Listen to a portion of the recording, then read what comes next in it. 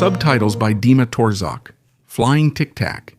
Another UFO has been found on Mars. At least, that's what social media users decided when they saw a strange photo taken by the NASA rover. Among the rocks and dust in the frame, a smooth cylindrical object appeared, resembling the famous Tic Tac mints. The play of light and shadow made it even more mysterious. It seems as if it is hovering above the surface. This photo wasn't taken yesterday. It was taken by the rover Curiosity back in 2020 during the search for traces of ancient life. But attention to it only flared up now when one of the Reddit users posted the photo with the caption, "Tic Tac on Mars." And then it all took off. Some even compared it to that very UFO that was observed in 2004 by U.S. Navy pilot David Fravor over the Pacific Ocean. At that time, the pilot described a perfectly white object without wings or windows, shaped like a tic-tac, which moved at incredible speed and suddenly disappeared from the radar. But if we go back to Mars, most likely it's just an unusual rock. It appears to be flying because of the lighting, the way it was filmed, and the shadows. Project Hex was a mysterious witchcraft research project, rumored to be linked to Nazi research into the occult and witchcraft. According to stories in one of the secret laboratories, the Nazis conducted experiments aimed at studying magic, ancient rituals, and supernatural forces. This project supposedly arose under the influence of high-ranking officials of the Third Reich who were fascinated by occultism and the search for ancient knowledge to create powerful weapons. Recent archaeological discoveries in Eastern Europe have increased interest in this theory. In one of the abandoned bunkers, strange artifacts were discovered that may indicate occult practices. Among the findings are ancient manuscripts describing witchcraft rituals, symbols associated with Germanic Scandinavian mythology, and terrifying altar constructions that were presumably used in rituals. Items resembling magical amulets were also found, which suggests that the Nazis were seeking the ability to use magical powers for their own purposes. Although many of these stories may have been exaggerated, the Nazis did show a real interest in the occult, as confirmed by the activities of the Ahnenerbe organization, which studied mysticism and ancient cults. The Florentine Diamond. This sparkling gem is the legendary Florentine diamond, also known as the Austrian Yellow. It weighed 137.45 carats. It was impressive not only because of its size, but also because of its unusual yellowish hue. According to legend, the diamond first belonged to the influential Medici family and then ended up in the hands of the Habsburg dynasty, where it became part of the imperial regalia. For a long time, the Florentine was kept in the royal treasury in Vienna and was considered one of the most valuable stones in Europe. However, after the collapse of Austria-Hungary in 1918, all trace of it was lost. The stone was allegedly taken to South America and, according to rumors, was later split into several smaller diamonds. This was done to make it easier to sell and to hide its origin. To this day, it is unknown where the parts of the Florentine are, if it was indeed divided. Its history is shrouded in mystery, and the diamond itself has become a symbol of the lost splendor of European dynasties. Perhaps it still lies today in some private safe, waiting to resurface. The Road Through the Ashes, Southern Italy. During the construction of a gas pipeline, a routine job, an excavator hit something strange. Under a thin layer of volcanic ash, there are bare human footprints, and nearby, hoofprints. Archaeologists rush to the site and realize before them is a scene of an ancient escape. People, women, children, livestock, all were leaving their homes in a hurry. But this is not Pompeii, not the year 79 AD. These tracks are 1,800 years older. Around 1995 BC, the time of the so-called Avellino eruption, one of the most devastating catastrophes of the Bronze Age. Before this, it was believed that almost nothing was known about it. Now we can literally see the route of the people who tried to escape. Their final choice is captured in the frozen ash. Amazingly, centuries later, people settled in the same place again. Archaeologists have found remains of settlements dating from around 1200 to 900 BC and even Roman structures. The cycle repeats itself. First an eruption, then a return, as if the land itself won't let us forget. This isn't just a story of disaster, it's propaganda. Repeated mistakes about the stubbornness of human hope, about memory that, like ash, still remains underfoot. The burial in the Katyn forest.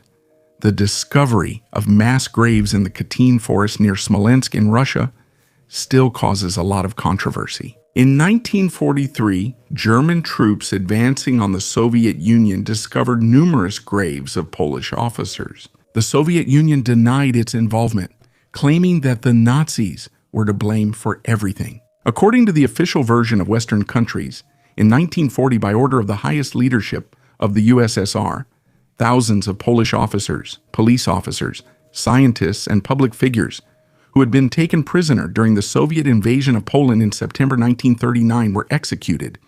These mass killings carried out by the NKVD became known as the Katyn Massacre. This discovery caused a wide international outcry and became an important piece of evidence in Poland's accusations against Stalin's regime. Katyn became a symbol of national tragedy and betrayal by the Soviet government, whom they had previously considered allies. However, not everything is so clear-cut. There is also another opinion supported by documents regarding this tragic event. In 1943, when the Nazis were defeated in the Battle of Stalingrad, the leadership of the Third Reich, particularly the powerful propaganda machine led by Goebbels, wanted to create internal division.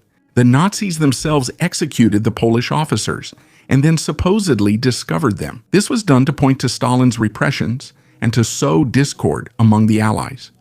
However, some Polish journalists did not believe the Nazis and conducted their own investigation. Some of the documents confirming the Nazis' crimes were prepared for the Nuremberg Tribunal, where the Nazis were tried. However, under strange circumstances, everyone who tried in any way to whitewash Stalin's regime at that time began to die. Mysteriously, documents disappeared, as did everyone who was in any way involved in investigating this tragedy. Nevertheless, the Nuremberg International Military Tribunal charged Hermann Göring and Alfred Jodl, who was acting as chief of the Wehrmacht High Command, with the Katyn crime. These are documented facts. It's hard to believe the Soviet army took part in this execution, especially since Nazi allies caused an even worse tragedy for the Polish people. This is the Volhynia Massacre, which many people now try not to remember. At the same time, this event is thoroughly confirmed and documented all over the world. The Amber Room. The Amber Room is one of the greatest wonders of the world. It is often described as the eighth wonder of the world. Originally created in the early 18th century for the Prussian kingdom, it was presented to Peter the Great in 1716 as a symbol of the Russo-Prussian alliance. Subsequently, the room was transported to St. Petersburg and installed in the Catherine Palace in Tsarskoye Selo. Made from several tons of amber, it was a masterpiece of decorative art, adorned with gold leaf and mirrors, creating a warm, glowing interior. During World War II, when Nazi troops captured Tsarskoye Selo, the Amber Room was dismantled and transported to Königsberg, now Kaliningrad, Russia, where it was displayed in a museum. After the war, all trace of the room was lost, and its whereabouts remain one of the greatest mysteries of the 20th century. For decades, researchers, historians, and treasure hunters have tried to find the Amber Room. There are various theories about its fate. Some claim that it was destroyed during the bombings, while others believe that it is still hidden underground or in sealed vaults. In 2003, the reconstruction of the Amber Room was completed in Russia. It was recreated by craftsmen using drawings and photographs of the original, becoming a symbol of the restoration of lost cultural heritage. The search for the Amber Room is about more than just the desire to find a lost treasure. It is a journey through history, culture, and international relations, reflecting humanity's endless desire to reconnect with the past and pass it on to future generations. Raimondo di Sangro's Anatomical Machines. In Naples, in the basement of the San Severo Chapel, there are two exhibits that still capture the imagination of visitors and scholars. These are the so-called anatomical machines, two skeletons, male and female, around which the circulatory system has been carefully reproduced. Arteries, veins, and capillaries entwine the bones, running through the head, chest, and limbs. For centuries, there were legends that the vessels were real, and the skeletons were the remains of people sacrificed for science. Supposedly, the anatomist Giuseppe Salerno, under the orders of Prince Raimondo, injected his servants with a special substance that petrified their blood and preserved the vessels in perfect condition. In reality, things were a bit more prosaic. The vessels are made of wax, wire, and silk, but with such precision that even modern experts don't rule out that experiments were conducted on living people before the creation of the models. Prince Raimondo was an extraordinary person, an alchemist, inventor, and experimenter.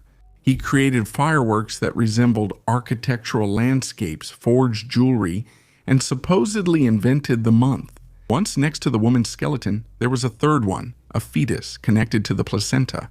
But in the 1990s, it was stolen. Nevertheless, the anatomical machines still amaze and frighten people, and that apparently was their purpose. An ordinary stone concealed a highly important secret. During the excavations in southern Spain, archaeologists found an artifact that could overturn our understanding of prehistoric Europe. We're talking about a stone with ancient carvings. According to preliminary estimates, it is over 200,000 years old. If the age is confirmed, this will be one of the oldest known symbolic images found in Europe. It is almost 100,000 years older than the famous cave paintings of Spain. The discovery was made at the Cotucaria site. It has been known to archaeologists for a long time, since the 1950s stone tools were previously found there, but the engraved piece of gabbro rock became a real sensation. Several lines carved on the surface may indicate the first signs of symbolic thinking in ancient humans. The first mammoth that might come back. The permafrost of Yakutia preserved the mammoth's body as if it had just been taken out of a refrigerator. Yucca is not just a mummified corpse, it has preserved its brain, soft tissues, glands, and most importantly, living cell nuclei. Scientists have already conducted the first experiments. They implanted the nucleus into a mouse cell, and it showed signs of activity. There hasn't been any division yet, but this is just the beginning. Cloning is being seriously discussed, and if the technology succeeds, the mammoth could become the first species to return from extinction. It sounds like science fiction, but it's no longer fiction. This is a functioning laboratory. Laser weapons of the Third Reich. During World War II, Germany was actively searching for ways to create fundamentally new weapons that could change the course of the war. According to some sources, the Nazis were working on prototypes of laser devices. This work was carried out under several secret projects, including research in optics and high-energy physics. One of these projects could have been the creation of the so-called ray weapon or death ray. Research in this area was based on the cutting-edge work of German scientists such as Werner Heisenberg, who studied the possibilities of using lasers for military purposes. In theory, such a weapon could strike airplanes, tanks, and other equipment at a significant distance using focused beams of energy. The technological level of that time did not allow such projects to be fully implemented, and after the war, most of this research remained only on paper. However, every year archaeologists find various artifacts and documents related to the Nazis, and what once seemed like a legend actually turned out to be a grim truth. Art collection. In 2012, a discovery in Munich shocked the art world. In a modest-sized apartment, a collection of paintings confiscated by the Nazis was found, valued at $1 billion. Among the works were pieces by masters such as Marc Chagall, Pablo Picasso, and Henri Matisse. This collection represents lost treasures of European art, many of which were considered missing for decades. The paintings fell into the hands of the Nazis as a result of a large-scale campaign to confiscate works that the regime considered degenerate or belonging to Jewish families. Many of these works were taken from their owners in the pre-war and wartime years, and after the war were considered lost or destroyed. The discovery of this collection was made possible by an investigation by the German authorities, who were investigating a case of tax fraud. The investigation led to a search of an apartment where these priceless works of art were discovered. The collection included both previously unknown masterpieces and lesser-known works, which nevertheless have great artistic and historical value. The discovery caused an international stir as it raised questions about ownership rights, restitution, and moral responsibility. For many descendants of Jewish families who were deprived of their treasures by the Nazis. This discovery offered hope for the return of lost works of art that have become symbols of their history and heritage. Hitler's bunker, known as the Führer bunker, was Adolf Hitler's last refuge during the height of World War II and in the final days of his life. Located deep underground in the center of Berlin, this bunker was part of an extensive underground network designed to protect the Nazi leadership from Soviet bombings. Construction of the Führer bunker began in 1936 and was completed in 1944 when it became clear that the war was moving toward its inevitable end. The bunker consisted of two separate sections, the old part, built in 1936, and the new, deeper, and more fortified section, added in 1944. The interior space included living quarters, conference rooms, work and recreation areas, as well as the necessary infrastructure for prolonged underground stays. In April 1945, as the Red Army closed in on Berlin, Hitler moved into the Führer bunker, where he spent the last weeks of his life. Many high-ranking Nazi officials and their families were evacuated. Despite the fact that the bunker was equipped with state-of-the-art life support systems for that time, the conditions inside were far from comfortable due to overcrowding, lack of air, and constant noise from artillery shelling. On April 30, 1945, realizing the inevitability of defeat and fearing capture by Soviet troops, Hitler committed suicide by taking poison and simultaneously shooting himself in the head. His body, as well as the body of Eva Braun, who became his wife a day before his death, were burned in the garden of the Reich Chancellery, not far from the entrance to the bunker. After the war, the territory where the bunker was located came under the control of East Germany. The remains of the bunker were partially destroyed and buried. On the site of Hitler's former shelter today, there is an ordinary residential area, as well as an information board telling about his death. The place remains a subject of interest for researchers, tourists, and those who seek to understand the final days of one of the darkest periods in human history. A stash of golden treasures.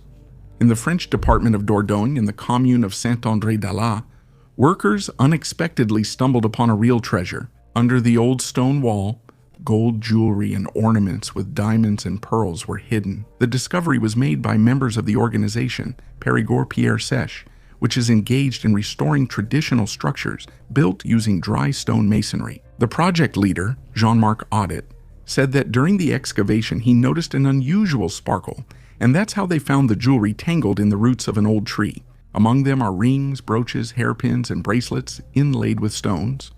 All this indicates that the treasure lay under the wall for decades, if not centuries. How, when, and why the jewelry ended up in this place remains a mystery for now. Currently, City Hall, the prefecture, and the gendarmerie are investigating and asking residents to report any information about the jewelry's history. According to the law, a treasure found on municipal land is divided equally between the finder and the owner of the plot.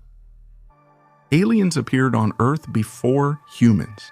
Researchers from Harvard and Montana Technological University have put forward a hypothesis that could radically change our understanding of the place aliens occupy in the universe and on our planet. According to their theory, aliens arrived on Earth long before humans appeared, and instead of leaving, they decided to stay underground. This is known as the crypto-terrestrial hypothesis. The authors suggest that the aliens settled on Earth millions of years ago, possessing advanced technologies. With the emergence of humanity, they decided to hide, possibly to avoid interfering directly in the development of civilization. However, from time to time, they helped people with advice, technologies, and knowledge, which is why they were taken for gods. According to scientists, there is a lot of evidence for this. From mysterious artifacts and images of flying saucers on ancient engravings to structures that were impossible for their time. Interestingly, researchers consider not only the Earth's interior, but also the moon, especially its dark side, Mars, and the depths of the oceans as possible bases for aliens. The Alaskan Triangle is also mentioned, where UFOs are regularly observed and mysterious disappearances of people are recorded. According to another theory, the aliens could have arrived on Earth on a planet ship after leaving their dying star. This hypothesis explains how they managed to cross vast interstellar distances. They may have left their planet on the outskirts of the solar system, beyond the orbit.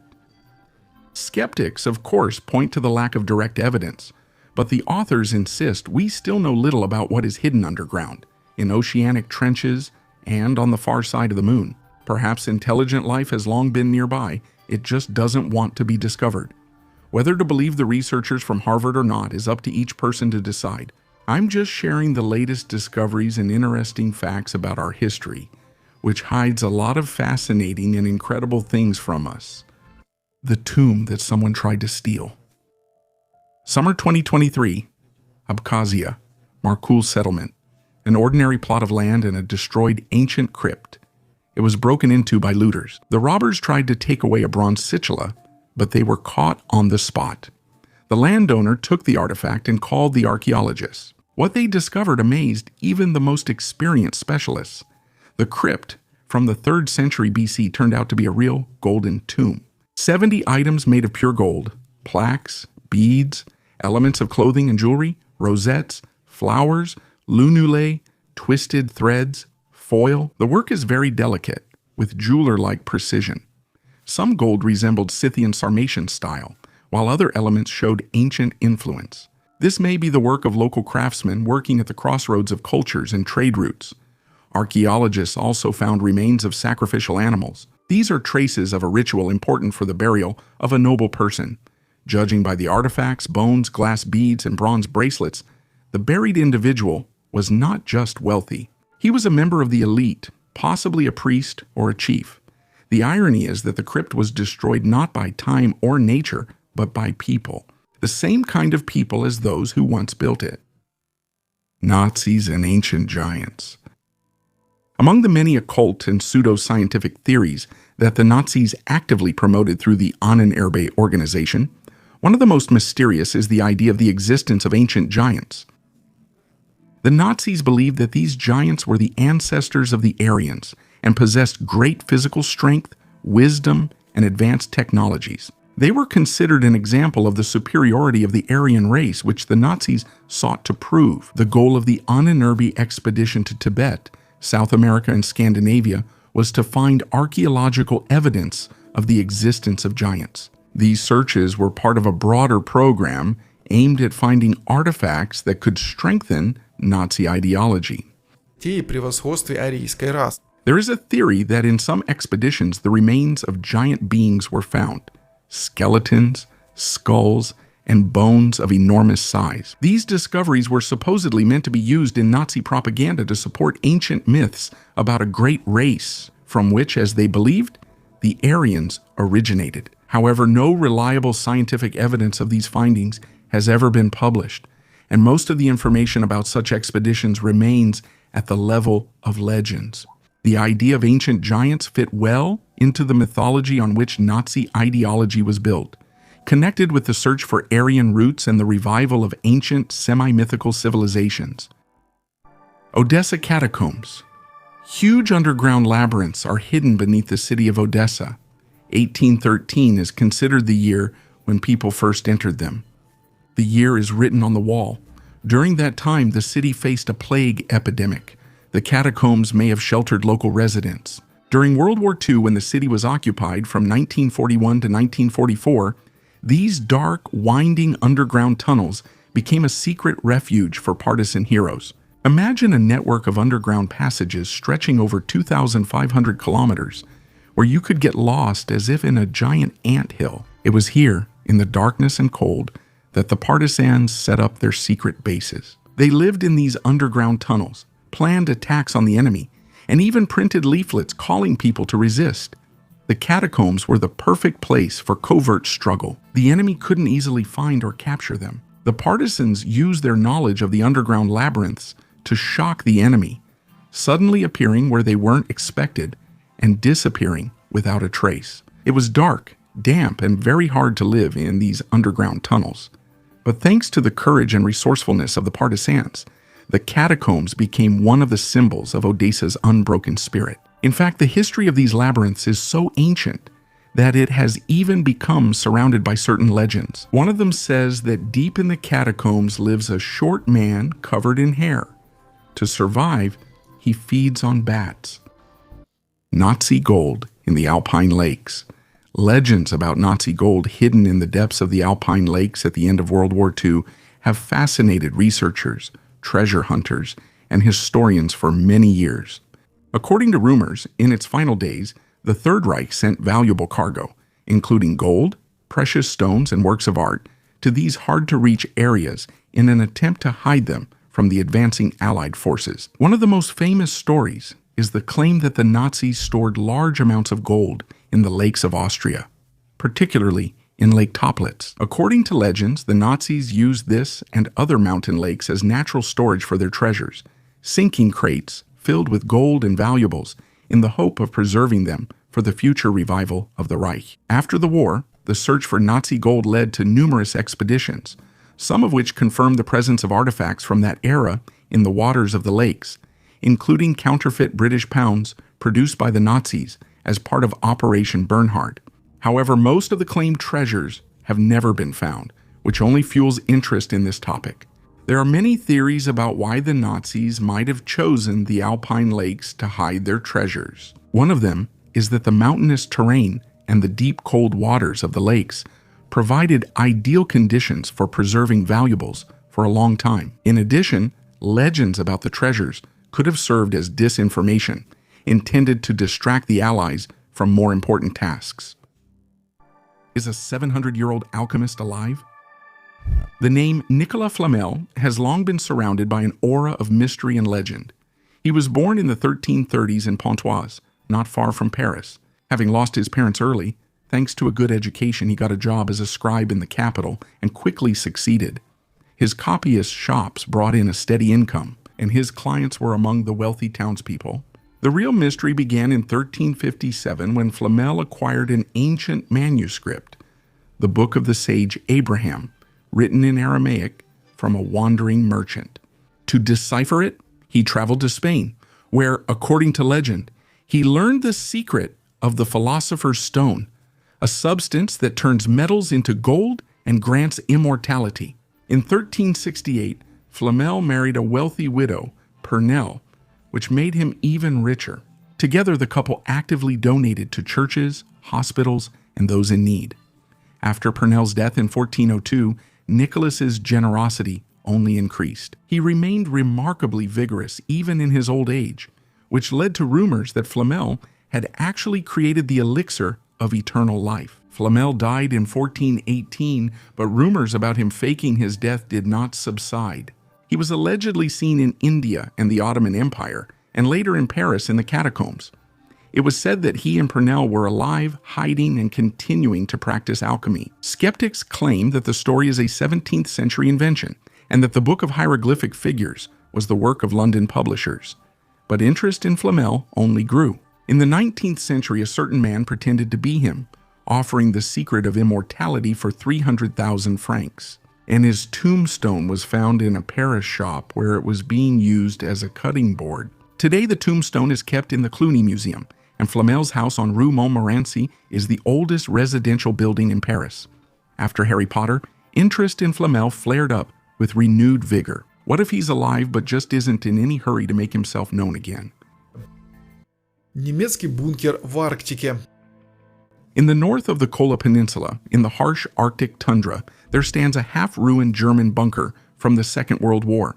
Officially, it's just an ordinary military facility built during the Nazi occupation of part of the northern USSR.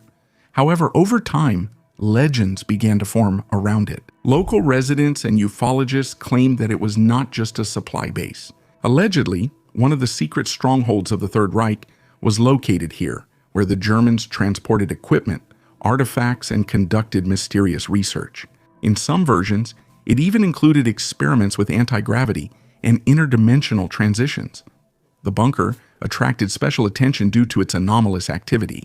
Equipment near it malfunctions, compasses go haywire, and tourists report strange lights in the sky. In the 1990s, not only historians, but also esoteric researchers came here on expeditions.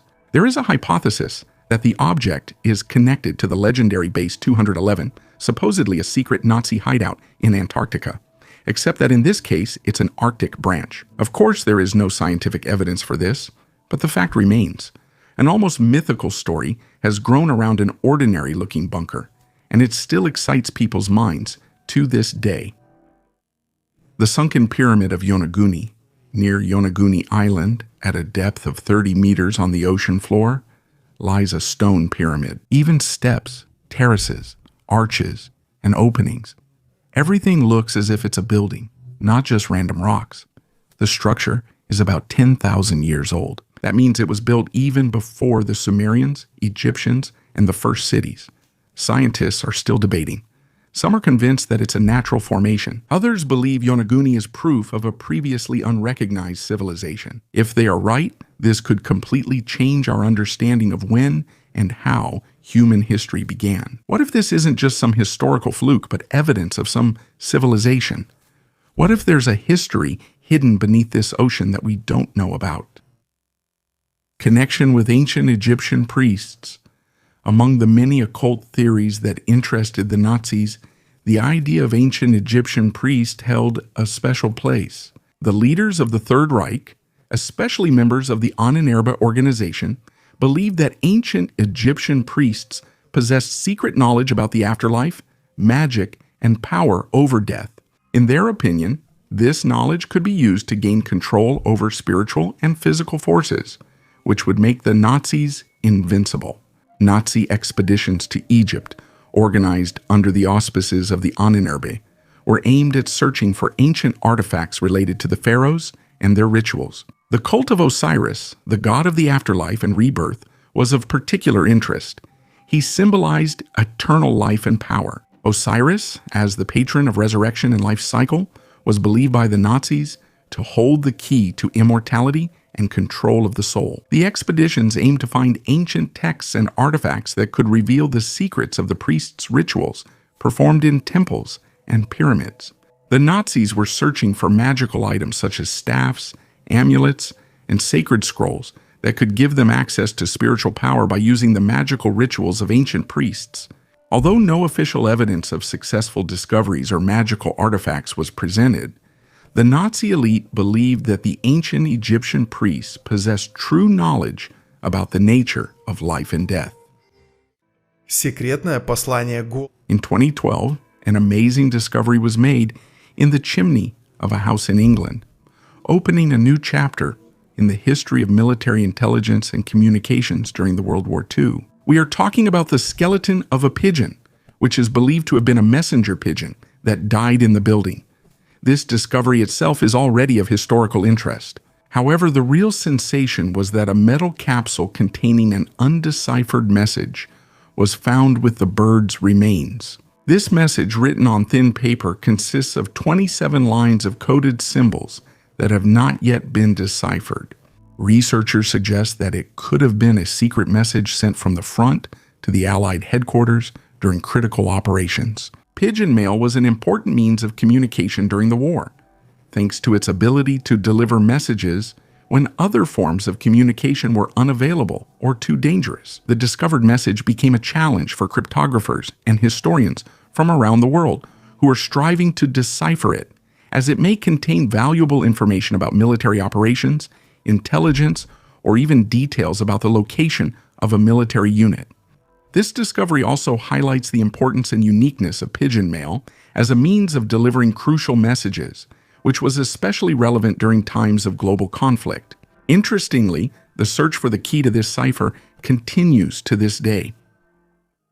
The silver treasure of the SS Gersopa became one of the most significant underwater discoveries of modern times, turning into a real sensation in the world of treasure and underwater exploration. The British merchant ship SS Gersopa was sunk by a German submarine in February 1941 during the World War II. At that time, it was traveling from India to the United Kingdom, carrying a valuable cargo, including a huge amount of silver. Being at war and suffering from a shortage of metals, the United Kingdom was actively using sea routes at that time to transport raw materials and valuables from its colonies. The Gersopa was carrying more than 200 tons of silver bars, intended to finance the war effort and support the country's economy. The ship's sinking was a blow to Britain's resources. The wreckage of the Gersopa was discovered in 2011 at a depth of more than 4,700 meters in the North Atlantic,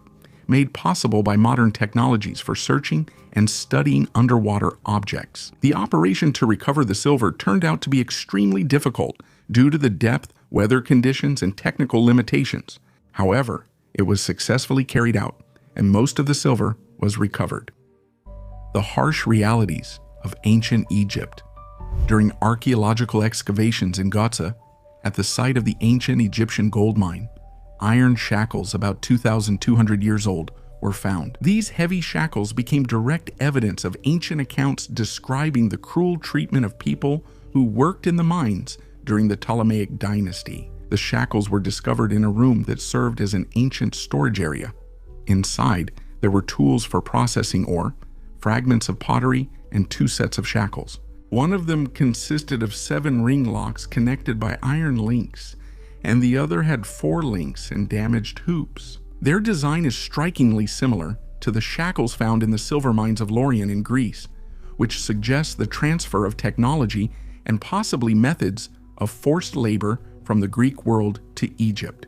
Archaeologist Beranger Redden notes that this discovery confirms ancient texts describing the fates of prisoners of war and criminals who were sent to forced labor. The mine at Gazi was active in the 4th century BC during a period of intense mining expansion under the Ptolemies. Homes, streets, and even baths were found at the site, but behind that orderly facade lay harsh conditions. Interestingly, archaeologists also found tablets and shards with inscriptions indicating that some workers were paid, while others worked under strict control. In the Carpathians of Romania, a truly shocking discovery was made: an abandoned laboratory that, according to rumors, was used by the Nazis for cloning experiments. This secret facility, hidden deep in the mountains, remained unknown for a long time, but recent excavations have uncovered fragments of equipment, a container for storing biological samples, and journals with scientists' records. This laboratory could have been part of a larger Third Reich program aimed at creating the perfect man. The Nazis were actively interested in genetics and biology with the goal of creating a race of ideal soldiers, strong, resilient, and absolutely obedient. The discovery in the Carpathian laboratory supports these rumors. Among the equipment found were bioreactors, life support devices, and glass containers that were likely used to store biological materials and tissue samples. Some of the containers had traces of substances that were possibly used for genetic manipulation. The documents found here describe experiments on animal cloning, specifically attempts to duplicate genetic material to create identical organisms. Some records indicate ambitions to create not only copies of animals, but also to reproduce a genetically enhanced human. In addition, traces of experiments on accelerated development of cells and organs were found, which may indicate attempts at artificially growing body parts. These studies, if they were indeed conducted on living beings, testify to the extremes the Nazis resorted to in their scientific pursuits. The laboratory was suddenly abandoned in the last months of the war when the Nazis began to retreat from the region. Many documents were destroyed, but the surviving fragments make it clear that the work was conducted at an extremely high level for its time. There is now an official ban on the study of cloning worldwide. However, there is evidence that such experiments are still being conducted today in China, the United States, the United Kingdom, and Israel. $2 billion to stay silent about aliens. The well-known ufologist Stephen Greer is once again in the spotlight. He stated that he received a generous offer from a high-ranking representative of the U.S. government, a person he calls one of the main UFO experts. According to Greer, he was offered a huge sum just to keep quiet. Greer founded the Center for the Study of Extraterrestrial Intelligence back in 1990. In recent years, he has repeatedly claimed to have had contact with aliens and to know about secret government operations. His reputation is controversial, even among ufologists. Some see him as a brave whistleblower, while others see him as a fanatic without evidence. He said that in 1992, General Albert Stubblebine, the former head of U.S. military intelligence, allegedly personally offered him $2 billion to stop his public work. At that time, Greer was just over 30 years old. He was a young doctor, and according to him, seriously considered it but refused. He believed that all of this was part of a large-scale disinformation operation involving the CIA and other intelligence agencies. The host of the podcast where this story was told expressed doubt, calling it hard to believe. But Greer insists he is ready to take lie detector tests, and his wife can confirm everything he said. However, General Stubblebine died in 2002 and can no longer refute or confirm this story. Yamashita's gold, one of the most thrilling and mysterious stories connected to World War II, is the legend of Yamashita's gold. This story begins with the Japanese General Tomoyuki Yamashita, who, according to numerous accounts, managed to gather enormous treasures seized during the Japanese military campaigns throughout Southeast Asia. The legend claims that at the end of the war, foreseeing inevitable defeat, Yamashita and his subordinates hid these treasures in various locations in the Philippines. Since then, Yamashita's gold has become the subject of numerous expeditions and searches, attracting treasure hunters, historians, and adventurers from all over the world. But no expedition has yet been able to find definitive proof of the existence of these treasures. The legend of Yamashita's gold has become layered with myths and speculation, saying that among the hidden riches, there were not only gold and precious stones, but also artifacts of incredible historical and cultural value. According to one version, the Japanese command used a complex system of codes and maps to mark the treasure sites, and many of those maps and codes were lost or destroyed in the final days of the war. In attempts to unravel the mystery of Yamashita's gold, dozens of expeditions were undertaken, some of which ended in tragedies and even deaths. This highlights the dangers associated with treasure hunting and the difficulty of searching in the jungles and mountainous regions of the Philippines. The story of Yamashita's gold continues to inspire a new generation of explorers. It serves as a reminder that many mysteries of World War II remain unsolved to this day. And who knows, maybe someday someone will be able to solve the mystery and discover the lost treasures.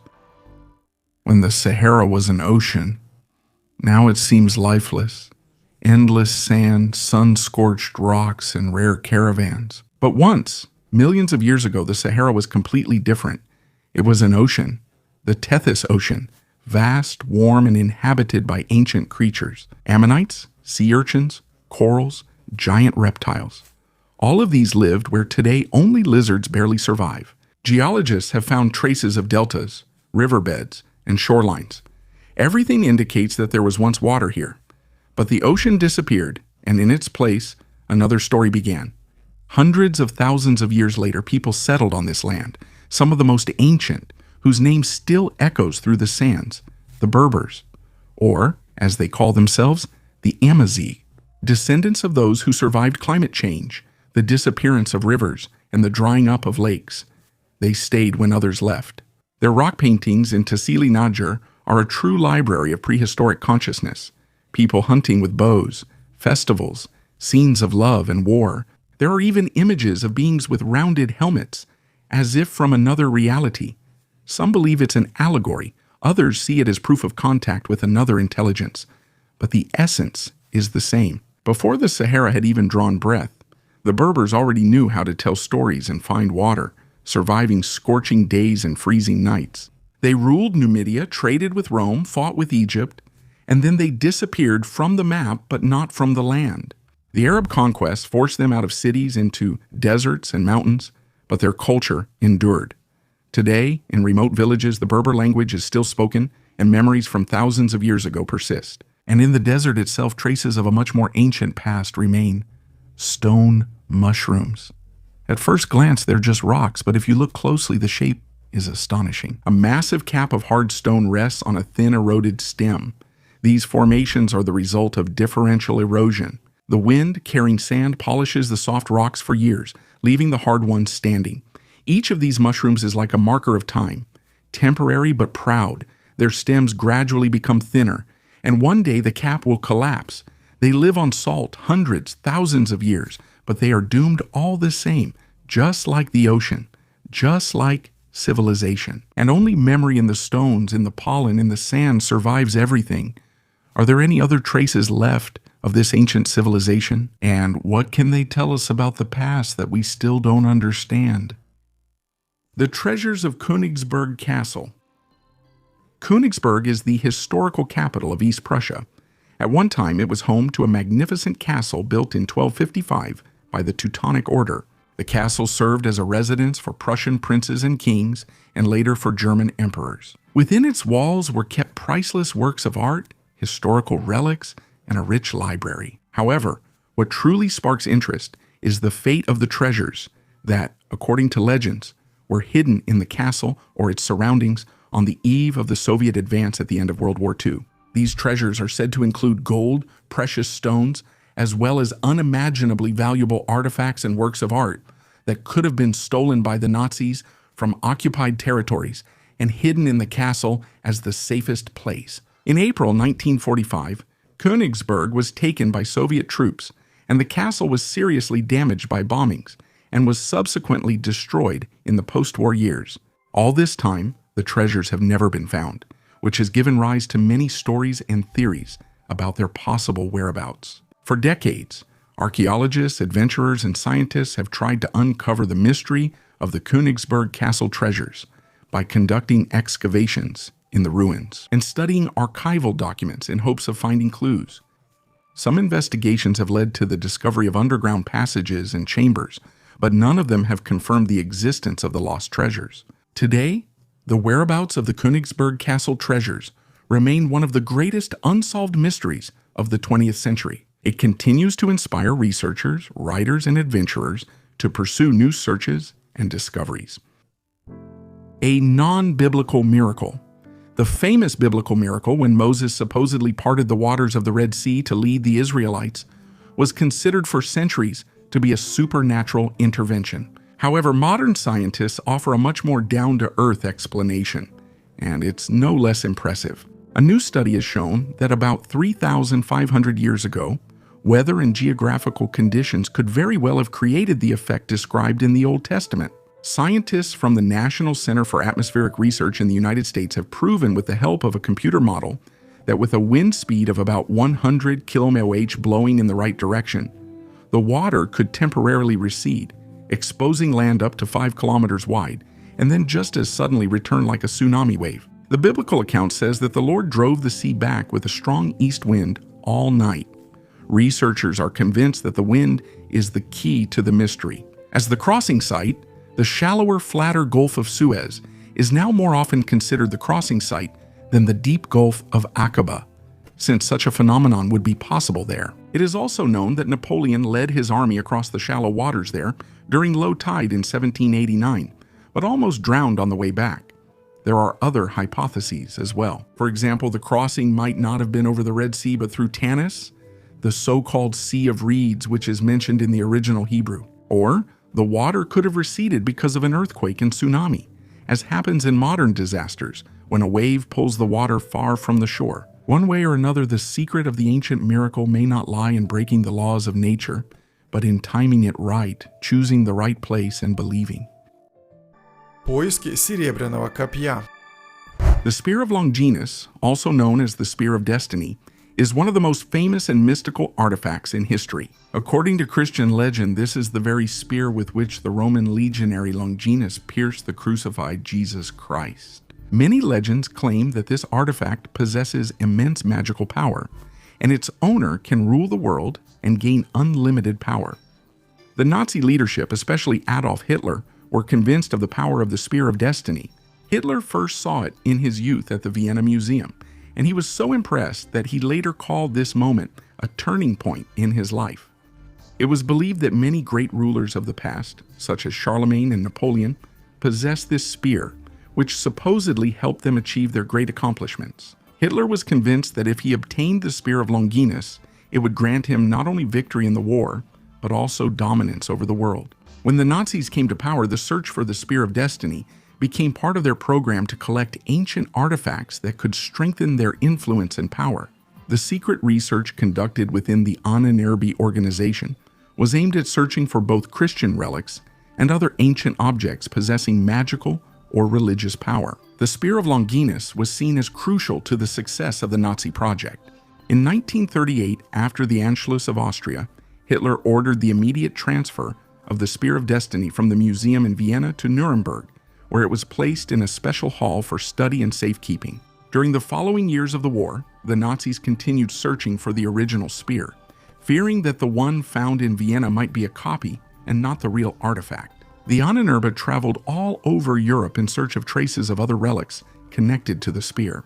It was believed that the spear could have been lost or hidden during the Crusades, and the Nazis actively studied ancient maps and texts to find any traces.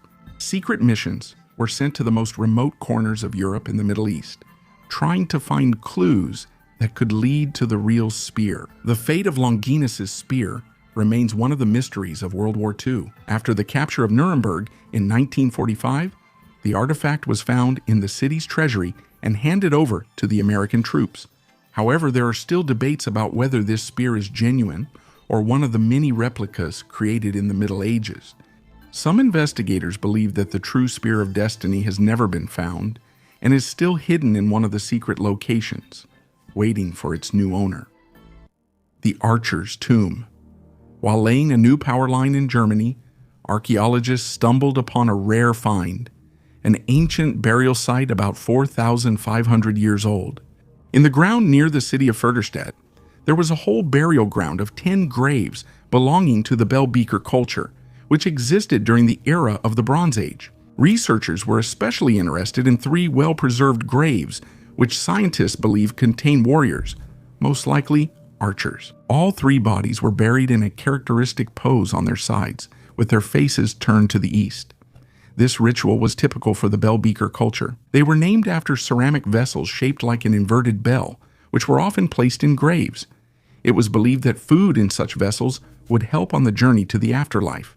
In one of the vessels found, archaeologists even discovered food remnants after thousands of years. A particularly interesting find in one of the graves was a stone arm guard about 8 centimeters long. This is a protective part of an archer's equipment, so that the bowstring doesn't hit the arm when shooting. In another grave, arrowheads and a barely visible trace of a quiver were found. The quiver itself probably rotted away, but its shape was suggested by a change in the color of the sediment. While these finds may suggest a military past for the deceased, it's also possible they were hunters. These people were both warriors and food providers at the same time. Panther tank in the basement.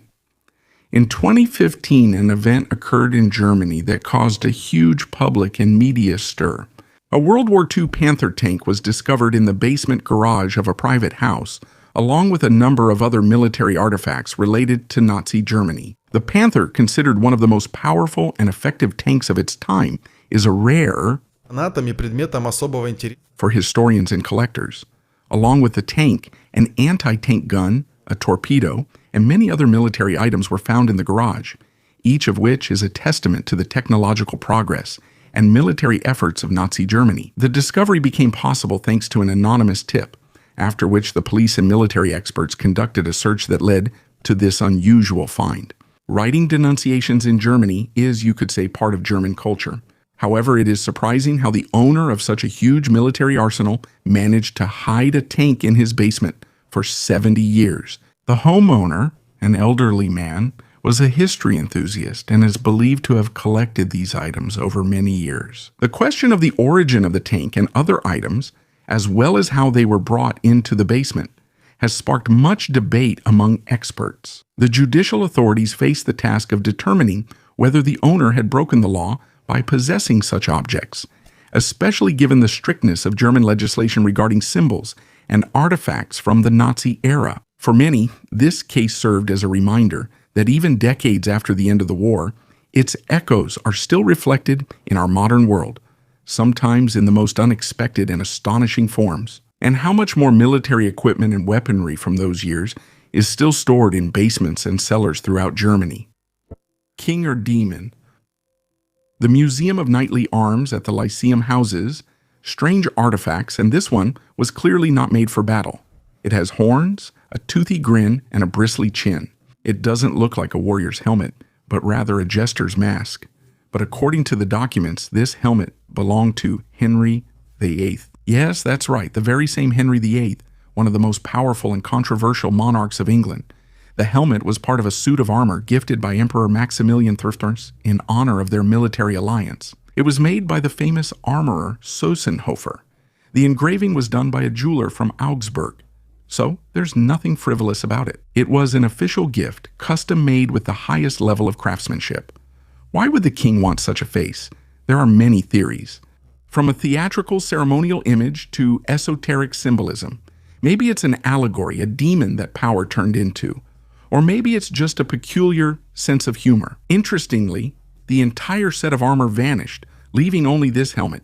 Its unusual, intimidating look may be why it survived the centuries.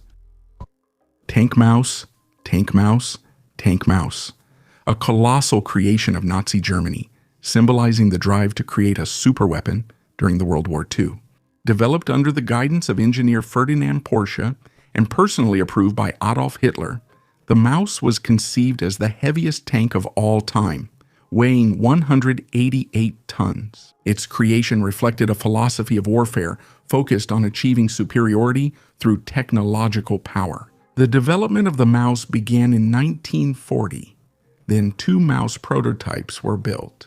The main task of the tank was to break through enemy defenses with the ability to withstand any type of artillery shells and obstacles. It was armed with a 128mm gun capable of destroying any targets at a distance of up to 2 kilometer and an additional 75mm gun, as well as armor up to 220 inches thick. However, the gigantic size and weight of the Maus became its main drawback. The tank suffered from mobility problems. It was difficult to transport, and it could only move on specially reinforced roads. In addition, its enormous weight made it impossible to cross bridges, which seriously limited its operational use at the front. By the time Germany surrendered, work on the Maus had not been completed, and the tank never took part in combat operations. One of the prototypes was captured by Soviet troops and sent to the USSR for study. Today, this unique specimen can be seen at the Central Museum of Armed Forces in Moscow. Mysterious clay spheres. In Turkmenistan, in the Karakum Desert, archaeologists have resumed excavations of the ancient city of Gonur-Tepe and found something very unusual. After a 3-year break caused by the pandemic, scientists have returned to studying this important Bronze Age site. Gonur-Tepe is the ancient center of the mysterious land of Margiana, which existed about 4,000 years ago. One of the most unexpected finds was clay balls with pieces of pottery stuck into them. The balls were arranged in a certain order and apparently were used in rituals. Nothing like this had been found here before. Strange cone-shaped objects made of minerals with glaze were also discovered. They may also have had ritual significance or were used for divination. Interestingly, similar objects have been found over a vast area from the Gulf of Oman to India, and even in Western Turkey. This supports the theory that there was a Central Asian sphere of interaction, when different cultures actively exchanged knowledge, traditions, and technologies. Underwater base in Argentina. The secret Nazi underwater base on the coast of Argentina has long been the subject of rumors and theories. But recent research seems to confirm this theory. Researchers have found evidence of a shelter for German submarines in remote areas of the Argentine coast. According to some reports, these bases could have been used to hide submarines that brought Nazi officers and resources to South America after the end of the war. The discovery includes remains of underground tunnels and shelters that could have served both as docking sites for submarines and as centers for conducting intelligence activities. Among the findings are metal structures, fragments of equipment, and old maps that indicate possible submarine routes along the coast. These objects could have been part of the Nazis' plan to create secret hideouts where their elite could hide after the collapse of the Third Reich. Argentina, known for its neutral policy during the war years and close ties with former Nazis, was an attractive refuge for fugitive German officers. Submarines like U-530 and U-977 docked off the coast of South America in the final days of the war, which only increases the likelihood that such bases could have existed. The mystery of the ancient spheres. Scientists have uncovered the secret of the mysterious stone spheres found in East Africa. For a long time, it was believed that these were simply natural formations, but new research has shown that, in fact, these are some of the earliest multi-purpose tools used by ancient humans. In the Upper Awash Valley, in the Melka Kunture area of Ethiopia, archaeologists discovered more than 30 spherical stones made of basalt. They are between 600,000 and 1.7 million years old. Along with them, thousands of other stone tools were found, as well as hominin bones, from Homo ergaster to Homo sapiens. All this indicates that these places were actively used by ancient humans for a very long time. A study by paleoanthropologist Margarita Musi showed that basalt spheres were used deliberately. The surface of many of them is covered with traces of impacts, which indicates their use as hammers or crushing tools.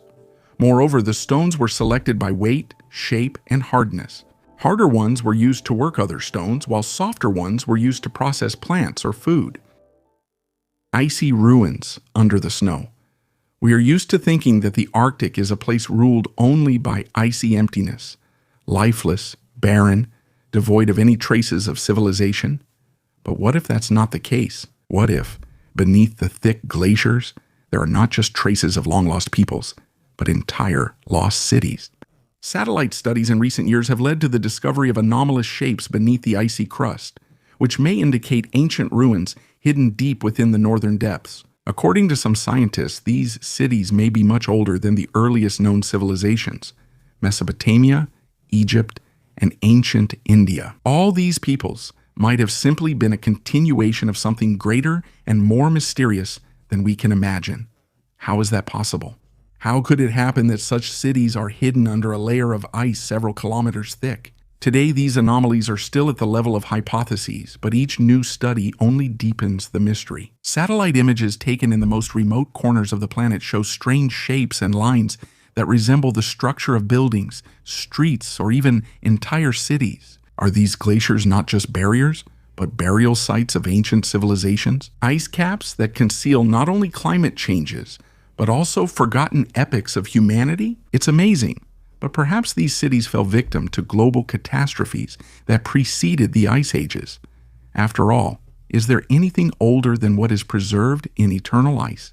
This question concerns scientists now more than ever, and perhaps if we unravel the mystery hidden beneath centuries-old ice, we will not only reconsider the history of our civilizations, but also our very understanding of how our world developed. The Tiara of Saitophernes. For many years, the Louvre proudly displayed a golden tiara that supposedly belonged to the Scythian king Saitophernes. The inscription on the artifact indicated that it was presented to the king by the inhabitants of ancient Greek Olbia, and it seemed quite credible. However, behind its dazzling appearance was one of the most notorious hoaxes in the history of archaeology. The story began in 1994 in Odessa, when two antique dealers, the Gokman brothers, convinced a talented jeweler, Israel Rukamovsky, to make a diadem in the ancient Greek style for their archaeologist friend. Rukamovsky, not knowing ancient mythology, relied on illustrations from the books he was given. The resulting masterpiece, weighing half a kilogram, looked like a genuine artifact: scenes from the Iliad, carefully engraved figures, and a solemn inscription praising the king. The Gokmans sold the piece to the Louvre for a good profit, where it was bought for 200,000 francs. The deal was made, as people later joked, on April 1, 1896. However, soon, some archaeologists, particularly Adolf Furtwängler, began to doubt the authenticity of the artifact. The Louvre, however, insisted it was genuine, writing the criticism off as envy and political motives. The truth was revealed only in 1903, when Rukamovsky learned that his creation had become a museum relic. He came to Paris, personally reproduced a fragment of the diadem, and proved that it was a modern forgery. The Louvre had no choice but to admit its mistake. Afterward, the tiara entered the Hall of Forgeries, making Rukamovsky famous. His works became popular, and the tiara incident served as a key lesson for museums worldwide. The deepest well in the world. Next to the Nuffield Hospital in Woodingdean near Brighton, at first glance you might not notice anything unusual. A small brick circle covered with a metal lid. However, behind this modest appearance hides a 19th century engineering marvel, the Woodingdean Well, the deepest hand-dug well in the world. It is 390 meters deep, and it has become a symbol of Victorian stubbornness and engineering perseverance. The story began in the 1850s when the authorities of Brighton decided to build a new workhouse and a school for troubled teenagers on the top of Elm Grove Hill. To save money on connecting to the water supply, it was decided to dig their own well. The idea seemed simple: dig down 120 meters and water should be found. But things turned out differently. After 2 years of hard work, no water was found. The contractors dug side tunnels one after another, but without success. Then, unwilling to give up, it was decided to dig even deeper.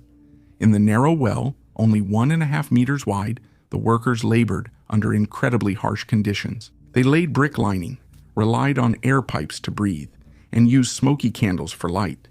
Heat, stuffiness, and the risk of collapse accompanied them every day. Construction costs kept rising. Every week, the project cost the city £90, which was a huge sum at that time. And yet, after 4 years at a depth of almost 400 meters, water finally gushed in. The workers had to urgently get to the surface, and it took them 45 minutes to climb up. The irony is that after such titanic efforts, the well was used for only 4 years. Soon, a more efficient water supply system was installed, and the grand shaft lost its significance. Today, the well is closed, surrounded by a wall, and securely sealed. But it still remains in its place, a reminder of those times when people, for the sake of an idea, were ready to dig, quite literally, to the very center of the earth. Life beyond the arena. When we think of gladiators, a vivid image immediately comes to mind: fights in the arena, where blood, death, and glory merge into one sinister spectacle. However, this is only a small part of what these fighters did. In reality, their lives were much more complicated and diverse. Besides training and fighting, gladiators served in a variety of roles, from bodyguards to mercenaries, and even tax collectors. And of course, there were certain special privileges. After all, free gladiators became real stars in Rome. They were respected and valued for their strength, courage, and discipline. And many of them became heroes to Roman citizens, bringing them glory and immortalizing the traditions of the brutal arena. But there is another side to their lives. Many gladiators used their popularity to find positions with influential families, were hired as bodyguards, and sometimes even rose to the level of political figures, managing intrigues. Their lives were not just a struggle for survival, but also a game of power and wealth. And so year after year, the Greeks and Romans began to realize more and more that a true gladiator could be not just a warrior, but someone who knows how to survive and succeed despite all the dangers. The Sword of Islam. This sword, known as the Sword of Islam, was created as a symbolic ceremonial weapon and was presented to Benito Mussolini in 1937 in Tripoli. The goal was to demonstrate the support of his regime by the Muslims of Libya, which was under Italian control at the time. Mussolini readily accepted this gift and even used it in propaganda, presenting himself as a defender of Islam, an attempt to strengthen Italy's influence in North Africa and the Middle East. The sword was distinguished by its luxurious design. Inlays, intricate engraving, and oriental motifs emphasized its status not as a weapon, but as a political symbol. However, the fate of this sword turned out to be dramatic. In July 1943, when Mussolini's residence in the Rocca delle Caminate was destroyed and looted by fighters of the Italian resistance movement, the sword disappeared without a trace. It is still unknown whether it was destroyed, hidden, or taken away. The Sword of Islam remains in history as a rare example of how a weapon can be used not for war, but as a tool of ideology, and as an artifact that disappeared along with the fall of the regime that tried to use it to secure its power. Secret tunnels. Tunnels under London. During construction work in London, a forgotten network of secret tunnels running beneath the city was discovered. These underground corridors, according to researchers, were used by military and government agencies during World War II, both for protection from German bombings and for conducting secret operations. The tunnels stretch for several kilometers beneath the central part of the city, forming a complex network that once served as a hidden arterial route for the movement of people and important documents, and also for secret meetings of military command and government officials. Some of these underground passages lead to buildings of strategic importance, including military headquarters and government bunkers. The discovery confirms many Londoners' rumors and legends about a vast tunnel network beneath the city. Until now, Most of these underground structures have remained unexplored due to their classified status and restricted access. Archaeologists and historians consider this discovery important for understanding how London tried to protect its infrastructure and key figures during the most intense years of the war. Inside the tunnels, remnants of old communication equipment, military gear, and even personal belongings were found, making them a valuable source for studying everyday life of that time. Research on the preservation of the discovered tunnels continues, and it promises to reveal even more secrets about the life and defense of the British capital during the dark years of World War II. A frog or a jade woman in labor? Archaeologists have presented the first results of excavations at the Shipwrecks site in southern Serbia, and they turned out to be truly impressive. This site, located in the South Morava River Basin, has become a real window into the past. Here, remains of settlements about 8,000 years old have been discovered. The earliest finds date back to the early and middle Neolithic period, around 6,100 to 5,500 BC. Among the many artifacts, special attention was drawn to a small jade pendant resembling a frog or a figure in a birthing pose. It was found near one of the ancient houses. It weighs only a few grams and is no bigger than a matchbox, but its significance is enormous. Jade is not found in these parts, and its nearest source is in southern Bulgaria, which indicates complex connections between ancient communities. In addition to the jade figurine, researchers found 115 clay statuettes and remains of structures indicating permanent settlement. People returned here later as well, during the Bronze and Iron Ages. One Bronze Age burial surprised even experienced archaeologists. In a stone box lay a person with more than 30 gold beads. Such luxury is unusual for the region and may be connected to the cultures of the lower Danube. Wreckage of the USS Indianapolis. The USS Indianapolis was a heavy cruiser of the United States Navy. It went down in history as one of the most tragic naval disasters of the Second World War. In July 1945, after completing a secret mission to deliver components of the atomic bomb intended to be dropped on Hiroshima, the Indianapolis was sunk by a Japanese submarine in the Philippine Sea. This event led to the deaths of more than 800 out of 1,196 crew members, many of whom died from dehydration, shark attacks, and injuries over the course of 5 days before the survivors were found and rescued. For many years, the location of the wreckage remained unknown, making it one of the most famous and sought-after shipwrecks of World War II. This changed in August 2017, when a team of researchers led by Microsoft co-founder Paul Allen discovered the wreckage at a depth of more than 5,500 meters in the Philippine Sea. The discovery of the USS Indianapolis wreckage was a significant event, bringing closure to one of the most tragic chapters in the history of the U.S. Navy. The discovery of the wreckage also highlighted modern technologies in marine archaeology and the study of underwater shipwrecks. The use of advanced deep-sea technology has allowed researchers to reach places that were inaccessible decades ago, opening new chapters in history and providing unique opportunities to study the past. The city that shouldn't exist. In the south of modern Iraq, amid the sun-scorched earth, lie the ruins of Eridu. Once canals flowed here, craftsmen worked, and people lived according to a precisely calculated system. Recent studies have shown Eridu is not just an ancient city. This is possibly the very first city on Earth. According to satellite data, archaeologists have found more than 4,000 canals and about 700 farms arranged in a strictly organized pattern. Canals up to 9 kilometers long, a branched irrigation network, infrastructure that scattered tribes could not have built. This required engineers, workers, and a management system. And all of this thousands of years before the Egyptians and the Akkadians. Strangely enough, the region was abandoned, so this entire ancient system has remained almost untouched. It's as if our modern city were buried under ash and someone found it completely intact 6,000 years later. Eridu is mentioned in the Sumerian king list as the first city to which kingship was given from the heavens. When myth coincides with geodesy, it gets a little unsettling. The reliquary box of Polish monarchs. This elegant box, named Izabela Czartoryska, is not just an antique but a true symbol of Polish history. In 1800, Princess Izabela Czartoryska gathered a unique collection of relics related to Polish kings and great historical events in it. A total of 73 items were kept in the box, ranging from personal belongings of monarchs to fragments of weapons and clothing, symbolizing national heritage and the spirit of resistance. Isabella considered it her mission to preserve Polish identity during the difficult times of the country's partitions.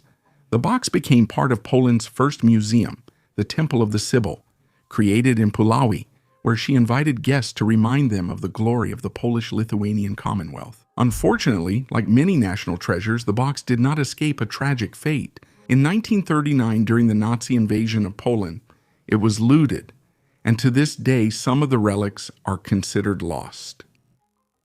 Evidence of the existence of a parallel universe. A group of physicists from the US and Switzerland have announced a possible discovery that could change our understanding of reality. Researchers recorded strange quantum deviations in the particle accelerator that do not fit within the framework of classical physics. In their opinion, such anomalies could be the first hint of the existence of parallel worlds. One of the leading participants in the project suggested that this could be about the so-called shadow universe, an invisible reality, which interacts with ours at the subatomic particle level without being noticed. This data isn't fully conclusive yet, but these observations have already triggered a strong reaction in the scientific community. If the hypothesis is confirmed, it could become a real breakthrough. Humanity will come closer to understanding the multidimensionality of the universe, and in the future, to creating technologies for moving between dimensions. For now, all of this sounds like science fiction, but such ideas are already no longer purely theoretical. Earlier, scientists Paolo Bassani and João Moguejo also expressed the opinion that the structure of the universe and the very fact of its existence may be closer to the biblical description than to the traditional scientific model. It seems that the line between science and metaphysics is gradually becoming blurred. The Nazi Holy Grail. This artifact is becoming more and more popular over time, especially in the context of studying the esoteric beliefs of the Nazi regime. It is true that a number of top Nazi leaders, including Himmler, were interested in the occult and mystical traditions. However, it is important to understand that most of the information on this topic is based on myths and speculation. Nevertheless, there is a theory that the Nazis really did search for the Holy Grail in the hope of using its mythical properties for their own purposes. Combined with the archaeological expeditions organized by the Ahnenerbe, the SS Research Institute, this theory becomes even more interesting. Some historians claim that one of the goals of the Nazi expeditions to Tibet and other regions was the search for relics, including the Grail. However, there is no clear evidence for this. Some believe the Grail was in southern France's Cathar region, where Nazis reportedly conducted excavations. This myth was further inflated thanks to popular culture, especially movies and books. In a number of works, the Nazis are depicted as chasing after sacred relics, including the Grail, to gain supernatural power or justify their ideology. However, scientific and historical research on this topic proves that, although the Nazis were indeed interested in the occult and mysticism, most of these claims are based on myths. Nevertheless, the idea that the Nazis might have searched for the Holy Grail has become one of the most recognizable and exciting themes in modern pop culture. They froze and survived death. In northern Yakutia, one of the few regions on the planet where the past has not been destroyed but literally preserved, permafrost prevents bodies from decomposing. It preserves them as if death has simply put life on pause. Such was the discovery made in 2018, a foal that died about 42,000 years ago. All of its internal organs, skin, muscles, and even blood were preserved. Real blood, clotted in the vessels, but after thawing it became liquid again. It instantly became a global sensation. Tests showed that the animal lived in boreal steppes, which have long since disappeared. In essence, it became a portal to a past ecosystem. Another case is a woolly rhinoceros found in Colima, about 47,000 years old. The preserved stomach contained pollen from wormwood, grasses, and wild herbs. Even after thousands of years, we can determine its diet and the surrounding landscape. These are not just remains. This is ancient flora preserved within the animal's body. And in 2018, the head of a Pleistocene wolf was found, with even the brain completely preserved. This happens extremely rarely, especially after tens of thousands of years. Researchers were able to study its structure. It was about 1.5 years old. The animal had not yet reached maturity. All these finds have one thing in common. They are more alive than they should be. This is not just archaeology, it's almost biology. And in this sense, Yakutia is a unique laboratory where time is in no hurry to disappear. The history of the Port Arthur prison. About an hour-and-a-half drive from the capital of Tasmania, Hobart, is one of the darkest places in Australia's history, the penal settlement of Port Arthur. From 1830 to 1877, the most dangerous criminals of the British Empire were held here. After Great Britain lost the ability to send prisoners to the United States, they chose the distant lands of Australia. Initially, Port Arthur was just a timber station, but soon it turned into a full-fledged complex with 60 buildings including prisons, churches, solitary confinement cells, and even well-kept gardens, all created by the hands of the convicts themselves. More than 12,500 people suffered here. The conditions were harsh. The underground cells isolated prisoners in complete darkness and silence, along with hard physical labor. All of this broke their will and left deep scars on their psyche. One of the most gruesome stories is the murder of Joseph Shuttleworth in the prison church. He was hacked to death by another inmate right during work. The motive remains unknown. And on the island of the dead, where prisoners were buried, one of the convicts allegedly encountered the devil himself. Since the prison closed, stories about ghosts have started to appear here, from the sounds of footsteps and children's laughter to ghosts, women, and soldiers. Port Arthur is considered one of the most haunted places in Australia. Today, it is an open-air museum and a UNESCO World Heritage Site. But even on a sunny day, there is something unsettling here. A memory of those who spent their last days within these walls. Excavations at the imperial residence recently, excavations at the legendary Golden House of Nero, Domus Aurea, in Rome, have led to an important discovery. Archaeologists have found a rare Egyptian blue pigment, one of the most expensive and technologically advanced dyes of antiquity. This discovery not only reveals details about the luxury in which the emperor lived, but also says a lot about the advanced artistic practices of ancient Rome. The Domus Aurea was built in the 1st century AD after a fire destroyed most of the city. This palace became the embodiment of imperial power, with marble halls, artificial lakes, and frescoes created by the famous artist Famulus. At the site of the former workshops, archaeologists discovered vessels with pigments, among which a massive ingot of Egyptian blue weighing 2 kilograms stands out. This pigment was produced using a complex technology. A mixture of copper, limestone, and sand was fired at a temperature of about 900 degrees. The recipe was also described by Vitruvius, the Roman architect and theorist. The color blue was considered a symbol of divinity and eternity, and its use emphasized the high status of the patron. Interestingly, Egyptian blue was also used during the Renaissance. There is reason to believe that masters, including Raphael himself, were inspired by ancient recipes. Thus, the pigment from Nero's palace became a kind of bridge between antiquity and the art of the 16th century. A mineral that no longer exists, this stone weighs only 1.6 carats, but its value is literally beyond estimation. Kyathwite is the rarest mineral on Earth. It was discovered by chance in Myanmar at an ordinary market. Scientists found out its composition, and its crystal lattice is not found anywhere else in nature. In general, that's not enough. The color is amber brown, and its structure is like that of an alien object. Under a microscope, there are hollow tubes inside, formed by pressure and time. Today, kyathwite is kept in a museum in Los Angeles. This is not just a stone. It's a mistake of nature and possibly a trace of an ancient geological event that science doesn't even suspect yet. But what if this mineral is not just a coincidence of nature, but something deeper? What if its composition hides answers to questions we haven't even asked yet? The tomb of an unknown pharaoh. In Egypt, near the city of Abydos, archaeologists discovered the tomb of a pharaoh that is about 3,600 years old. It is located 7 meters deep in an ancient necropolis known as the Mountain of Anubis. The tomb turned out to be almost empty. Most likely it was looted back in ancient times. The name of the pharaoh was written on the plaster at the entrance, but it has not survived to this day. Scientists suggest that it could be one of the lesser-known rulers, such as Sinaib or Pentageni, who are mentioned in other sources, but whose burials have not yet been found. The tomb dates back to the Second Intermediate Period, a difficult time in Egypt's history when the country was divided into several kingdoms and was in political chaos. One of these regional kingdoms was the Abydos dynasty, whose representatives may have been buried in this area. Interestingly, the new tomb is built into the complex of the earlier and more influential pharaoh Neferhotep I, and its architecture resembles both the tombs of the Middle Kingdom and those from later periods.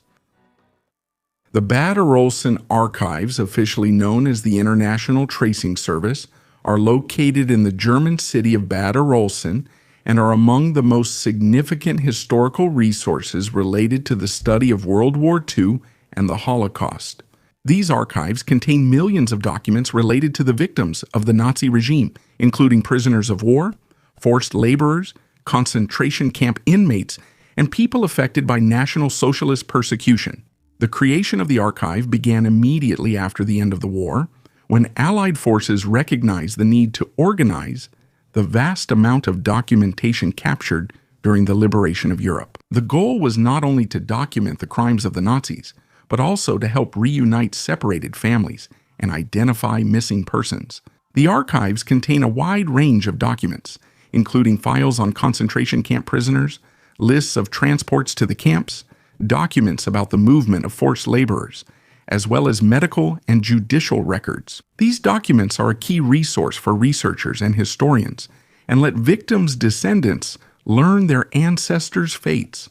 Currently, the Bad Arolsen archives continue to play a key role in efforts to preserve the memory of the Holocaust and the crimes of Nazism. The idol with a broken arm. On the Peta-Rushakonda beach in India, nature revealed an unexpected find. An ancient granite statue of the god Vishnu was washed ashore. The artifact is about a meter tall, and according to experts, its age may reach up to 700 years.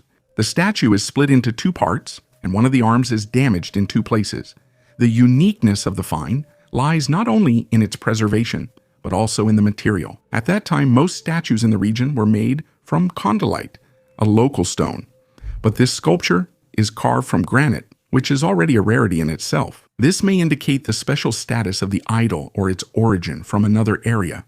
Vishnu is one of the main deities of the Hindu pantheon, the protector and guardian of the world.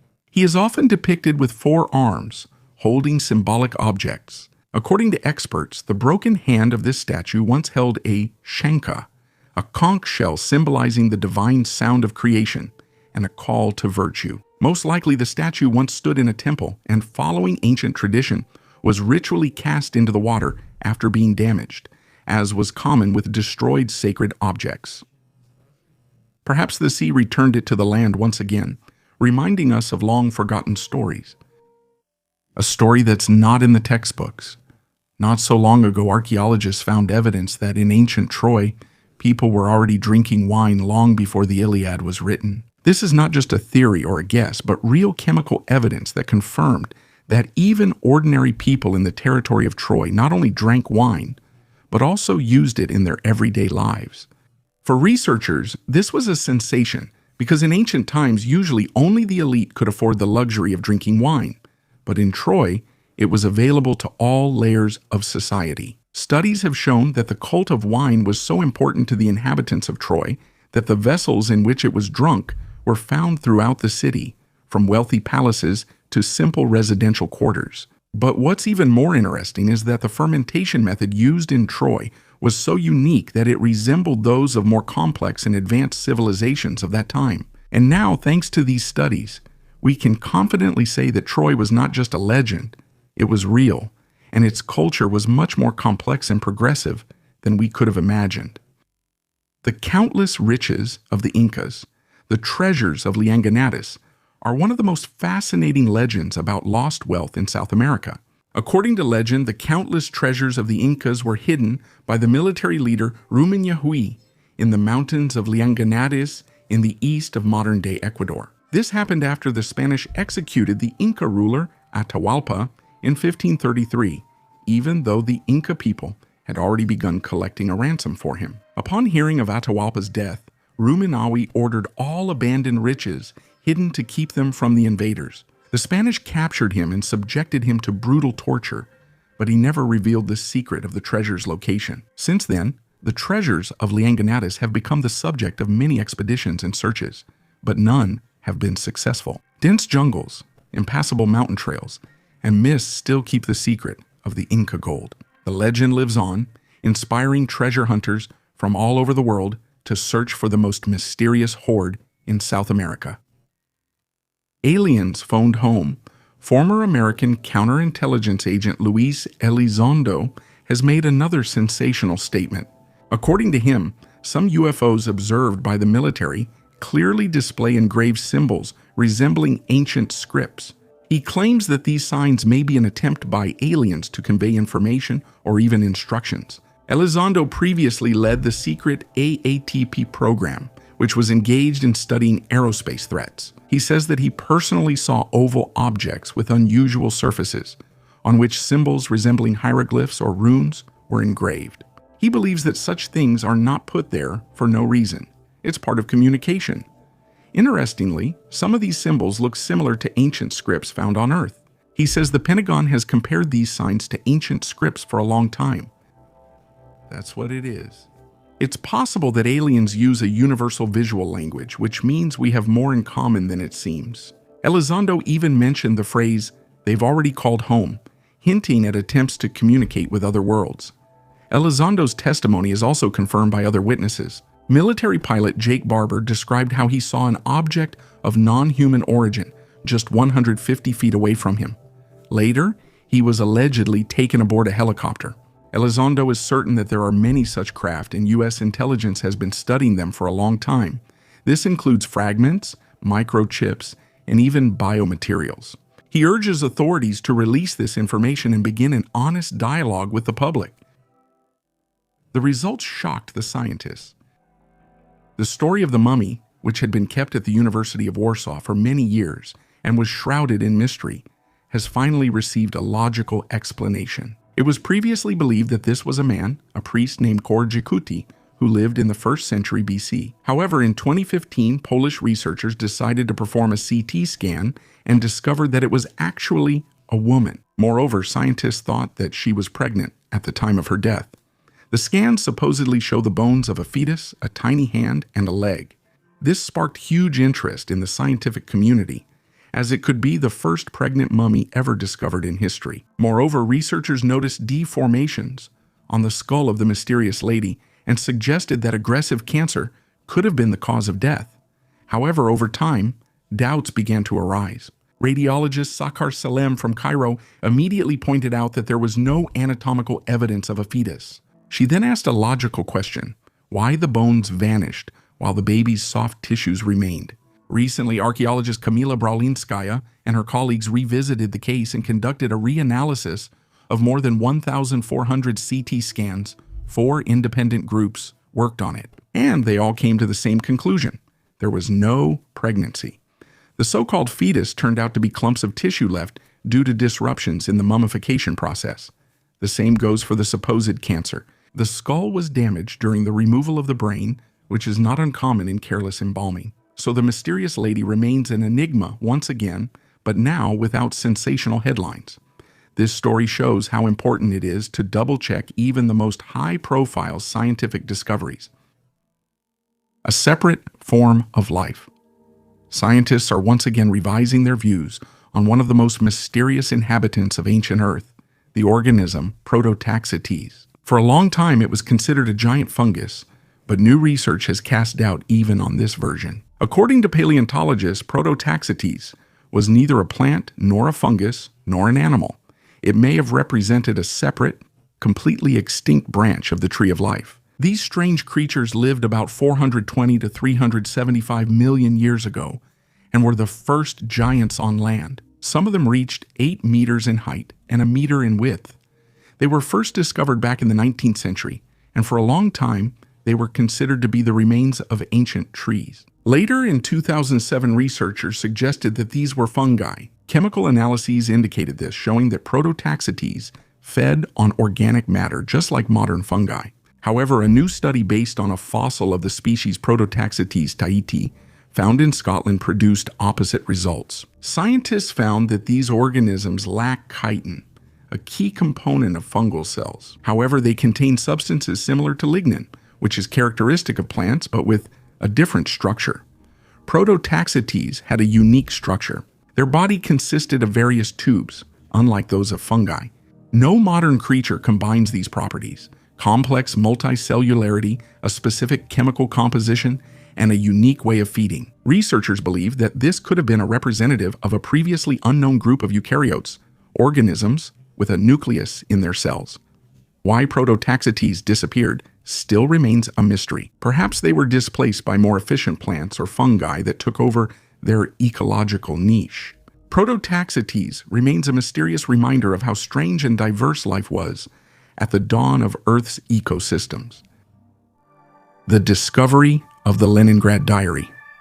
In the archives of St. Petersburg, formerly known as Leningrad, a unique discovery was made that sheds light on one of the darkest chapters in the history of the Great Patriotic War, the Siege of Leningrad. The discovered diary, written by an unknown author during the blockade, is a personal testimony about life and survival in a city that, for almost 900 days, was cut off from the rest of the world by German troops. The diary's text covers the period from the first days of the blockade until the blockade was broken, describing the daily hardships, fears, and hopes of the residents of Leningrad.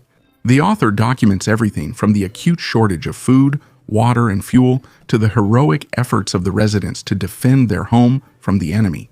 The diary also touches on moments of personal sorrow and joy. The discovery of this document became a significant event for researchers and everyone interested in history. A diary that allows us to look into the soul of ordinary people who found themselves at the epicenter of one of the most brutal sieges in history. This diary has become an important historical source, supplementing the official history of the Siege of Leningrad with personal experiences and testimonies, making the story more complete. What did the largest ship of antiquity look like? Humanity's need for huge warships arose long before steam engines and steel hulls. Even thousands of years ago, a fleet was considered the most important tool of influence and dominance. Through it, borders were strengthened, territories were conquered, and access to key resources was gained. It is believed that the foundation of ancient military shipbuilding was laid by the Diadochi, the successors of Alexander the Great. They were the first to build real war giants, such as Polyarets and Tessaracontares, comparable in scale to modern battleships. One of the most impressive ships of antiquity was the Egyptian Tessaracontares, built in the 3rd century BC by order of King Ptolemy IV Philopator. It was a real floating fortress, 130 meters long and 22 meters high. The vessel could hold about 4,000 rowers, not counting the crew, marines, and supplies. The name Tessaraconter translates as 40-rowed, referring to the number of oar levels. The exact number of oars is disputed. Researchers cite figures ranging from 300 to 600. According to surviving descriptions, the ship was heavily armed with a ram, catapults, and battle towers, and outwardly resembled a mobile fortress. Its sides were decorated with wooden carved vines. Crocodiles and other mythical creatures were painted on the stern, and the bow was crowned with a 5-meter figure of Aeolus, the ruler of the winds. Inside there were halls, statues, even libraries, and according to some sources, stables. All this spoke more of status than of practical military necessity. The Tessaraconter was more a symbol of power than an effective ship. Because of its size, it lacked proper maneuverability and couldn't even go out to sea on its own.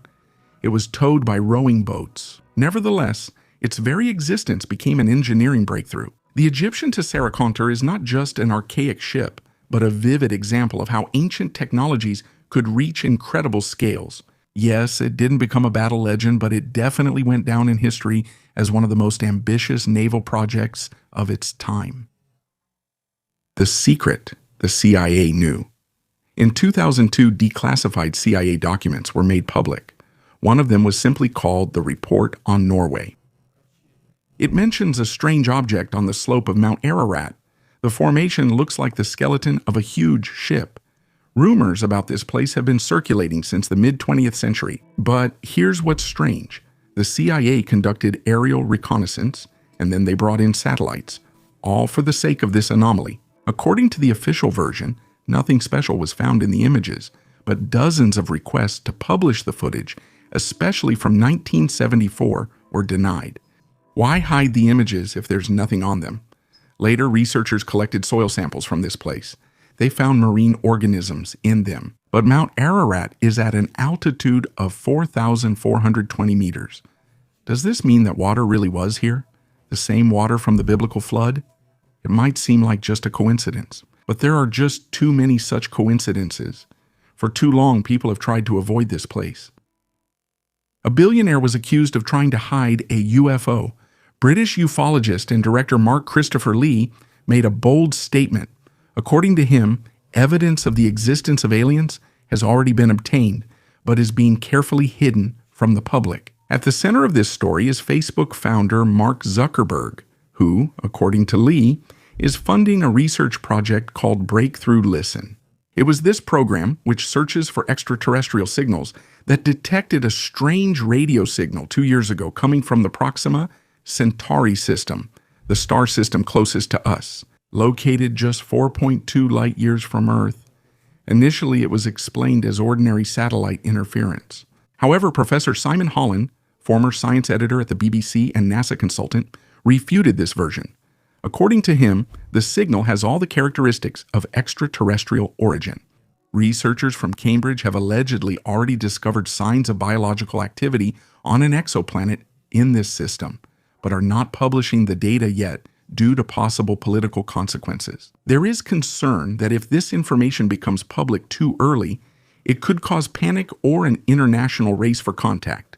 Holland and Lee believe that the dissemination of such data is strictly controlled, and it is possible that scientists from China or Russia might try to make such information public first. The youngest archaeologist during a regular family walk in Tel Azekah, Israel, 3-year-old Ziv Nitzen, accidentally made an archaeological discovery. She found an ancient scarab about 3,800 years old.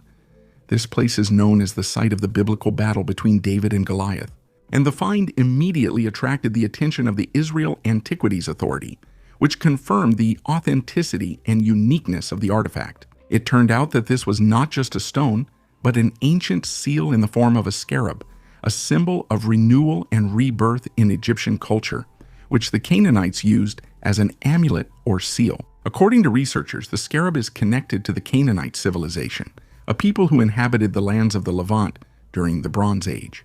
Such items reflected the beliefs, status, and close cultural ties of Canaan with Egypt. Extraterrestrial method. древних захоронениях. Archaeologists made a sensational discovery in Poland that changes our understanding of the technological capabilities of ancient societies. In 2 early Iron Age burials, dating back to 750 to 600 BC, researchers discovered 4 artifacts, 3 bracelets and a pin, made from meteoritic iron. These items were found in Częstochowa in southern Poland and had been kept in a local museum for a long time. Only recently, with the help of modern technology, their unique origin was established.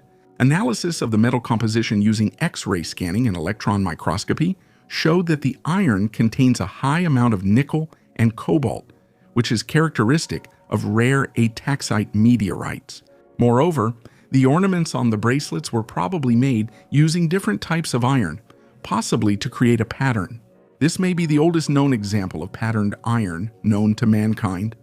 Meteoric iron is not just a metal. In ancient times, it was often considered celestial, a gift, and was used to create items for special purposes. Similar finds exist, for example, in the tomb of Tutankhamun in Egypt, where a dagger made of meteoric iron was found. And now there is confirmation that such technologies were known in Europe centuries before Rome. Scientists suggest that the iron was probably obtained locally, possibly after the observed fall of a meteorite. This confirms that the items had not only practical, but also ritual value. The Nazi gold train. The legend of the Nazi gold train is one of the most intriguing stories associated with the end of World War II. According to this legend, in the final days of the war, When Nazi Germany was on the verge of defeat, a train loaded with gold, jewels, and works of art was sent from Breslau, now part of Poland, in the direction of the Owl Mountains, where, according to rumors, there were underground warehouses and bunkers. This train, as they say, disappeared without a trace in the chaos of the last days of the war, leaving behind many questions and speculations. Some versions claim that the train was hidden in one of the numerous tunnels in the Owl Mountains area, the entrances and exits of which were then blown up or sealed to hide the treasures from the approaching Allied forces. For decades, treasure hunters, researchers, and historians have tried to find the lost train, using both historical data and modern technology. Despite numerous expeditions and searches, no convincing evidence of the train's existence has been found. However, from time to time, new reports of possible discoveries appear in the media, reigniting interest in this mystery. Ancient Roman cellar in Germany. In March 2023, archaeologists in Frankfurt am Main made a truly sensational discovery. During excavations in the historic Heddernheim district, researchers came across a uniquely preserved fragment of a Roman house, a wooden staircase leading to a cellar, almost 2,000 years old. It seems incredible since wood is extremely rarely preserved for so long, especially in an urban environment. Heddernheim is a district with a rich history. Once, the ancient Roman city of Nida was located here, founded during the reign of Emperor Augustus. Later, in 110 AD, Emperor Trajan made it the capital of the Civitas Taunensium region. The city flourished, its population reaching 10,000 people, but already in the 3rd century, due to attacks by Germanic tribes, it began to decline and was eventually abandoned. In the 20th century, most of Nida vanished as old houses were dismantled and cellars destroyed during construction. That's why the discovery of a wooden staircase and floor in a Roman cellar is a real miracle. The object was in excellent condition, and archaeologists decided to preserve it. A major discovery for Britain. In the north of England, archaeologists made a truly outstanding discovery, which is already being called one of the most significant for understanding the Iron Age in Britain. We're talking about the so-called Milsomby hoard. More than 800 items were found near the village of Milsomby in Richmondshire, North Yorkshire.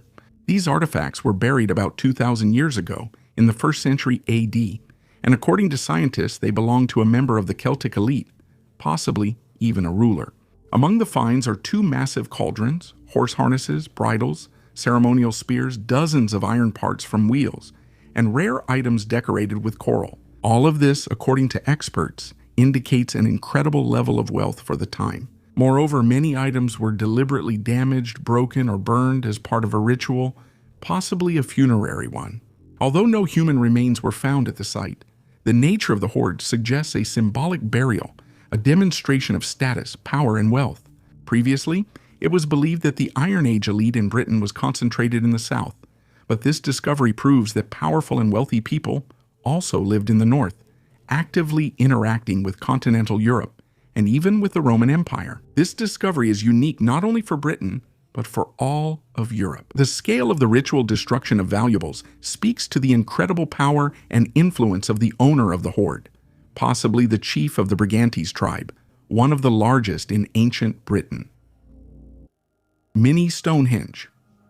In the English county of Derbyshire, not far from the town of Matlock, archaeologists discovered an ancient ceremonial complex from the Bronze Age, about 3,700 years old. This site turned out to be part of a large stone structure that had long been hidden in the forest. And it all started with the curiosity of a 24-year-old student, George Bird, who became interested in a lone standing stone in the forest near his home.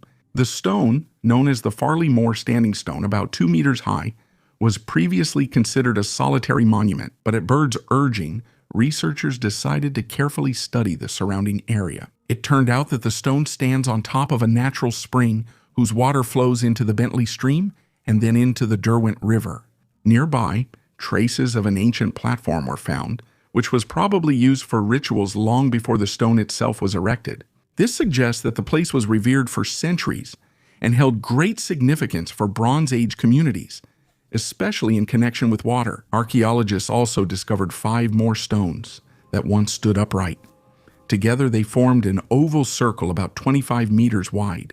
This discovery added to the list of 25 known Bronze Age stone circles found in the Peak District, a region rich in ancient monuments, and confirms that ritual life in those times was much broader than just the famous Stonehenge.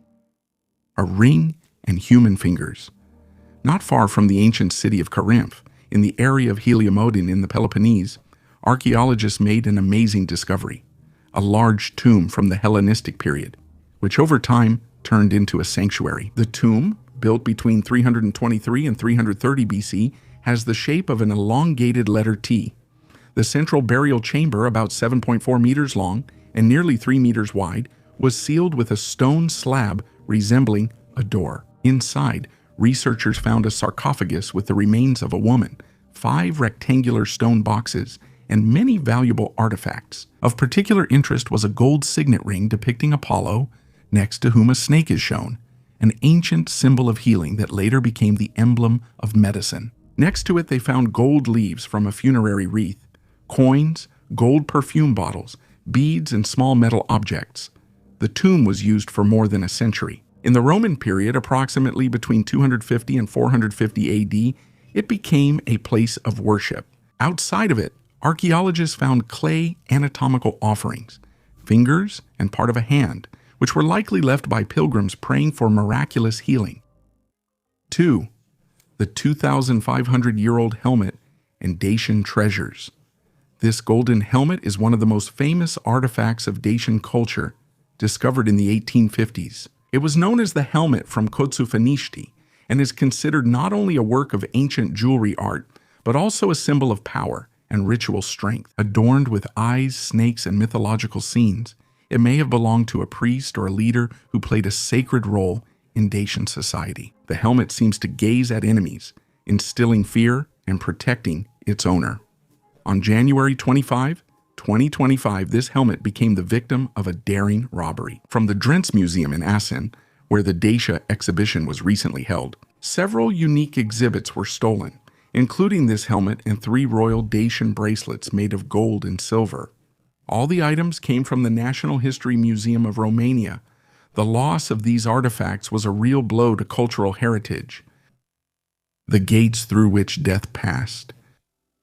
On the southwestern coast of Sicily, archaeologists uncovered not just ruins, but an entirely forgotten fragment of an ancient city. 3-meter-high walls, gates, cemeteries, workshops, all of this belonged to the ancient Greek city of Selinunte. Recently, the northern gates were discovered, through which processions passed to the necropolises. They led to 5,000 burials, from simple graves to rich tombs. And all of this stood on the city's most vulnerable edge. Apparently, ritual and vulnerability were connected. According to Diodorus Siculus, it was from here that the Carthaginian troops broke into the city. The battle lasted 10 days, and 16,000 defenders of Selinunte were killed. The battlefield is right here, under our feet, and nearby is the cemetery where they were possibly buried. It's amazing how much has been preserved. Ovens, fragments of pottery, remains of craft workshops, wine storages. By the scale and density of the finds, it becomes clear that the city lived, traded, practiced death rituals, and suffered. And now, 2,500 years later, it is slowly returning to the surface. The tomb of Ramesses III's military commander. In Egypt, archaeologists have made an interesting discovery. In the east of the country, an ancient tomb about 3,200 years old was found. It may have belonged to a high-ranking military commander from the time of Ramesses III. The main clue is a gold ring with the pharaoh's own name engraved on it, found inside the tomb. The tomb is built from mud brick and includes the main burial chamber as well as 3 additional rooms. Judging by the architecture and the items found inside, this place was intended for an important person closely connected with the military. Among the artifacts are arrowheads, inscribed vessels, a box, ivory, and other items of daily life and status. Special attention was drawn to the inscriptions mentioning the name Horemheb, a famous military commander who later became pharaoh, ruling several decades before Ramesses III. This may mean that the tomb was built during his reign and then reused later. This practice was quite common in ancient Egypt. The Great Bell of Damazeti is considered the largest bell ever made. It was cast in 1484 by order of King Dhamazedi and installed at the famous Shwedagon Pagoda in Yangon, one of the most sacred places for Buddhists in the country. According to historical records, the bell weighed over 290 tons, making it a record holder among such structures. However, the fate of the bell turned out to be tragic. In 1608, the Portuguese mercenary and adventurer Felipe de Brito captured Yangon and decided to take the bell to melt it down for weapons. While moving it across the Bago River, he misjudged the structure's weight, causing the bell to capsize the barge and sink. Since then, it has never been found despite numerous attempts. Today, the Great Dhamazedi Bell remains part of the legends and national pride of Myanmar. Its story is a reminder of how culture, spirituality, and greed can intertwine in a single artifact, the fate of which remains a mystery to this day. The discovered remains will change pyramid history. An unusual archaeological discovery in one of the Egyptian pyramids has cast doubt on the conventional understanding of burials in ancient Egypt. Archaeologists have discovered human skeletons whose bodies showed clear signs of hard physical labor, which is not typical for the nobility who were usually given a place in the pyramids. This may indicate that pyramid tombs were used not only for the burial of the elite, but also for workers or highly skilled craftsmen. The discovery was made in Tombos, an archaeological complex located in present-day Sudan along the Nile. After the conquest of Nubia, around 1500 BC, this region became an important Egyptian colonial center. The ruins of at least 5 clay pyramids were discovered here, where human remains and various ceramics, vessels, vases, and funerary cones were found. Interestingly, the skeletons differed.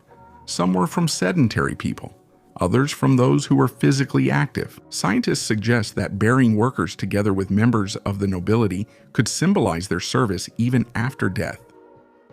Beneath the church where it all began, the Church of the Holy Sepulchre in Jerusalem, one of the most revered places in the Christian world, it is believed that this is where Jesus was buried. But for a long time, archaeologists debated how much this actually matches the biblical description. Everything changed when scientists from the University of Rome excavated beneath the church floor. Instead of a tomb or artifact, they found the remains of an ancient garden, layers of soil between the stone walls, traces of terracing in the cultural layer, and most importantly, pollen from grapevines and olive trees. All of this matches the text from the Gospel of John. In the place where he was crucified, there was a garden. If the radiocarbon analysis confirms the age of the find, it will be the first direct archaeological confirmation of a passage from the New Testament. Exactly. Not theological, not symbolic, but physical. In addition, during the excavation, they found an ancient marble altar that disappeared during a fire in the 19th century. It had been in the church all this time, just turned toward the wall. On the front side, there was tourist graffiti, and on the back, a unique mosaic made with a technique known only to Vatican masters.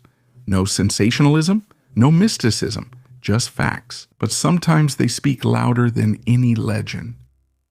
The first fortress of its kind from the Bronze Age. In the Romanian forests of Neams County, archaeologists discovered an ancient fortress about 5,000 years old, and modern LiDAR technology helped them do it. Thanks to drones equipped with laser scanners, it was possible to see through the dense vegetation and get a clear image of the structure that had been hidden from human eyes for centuries.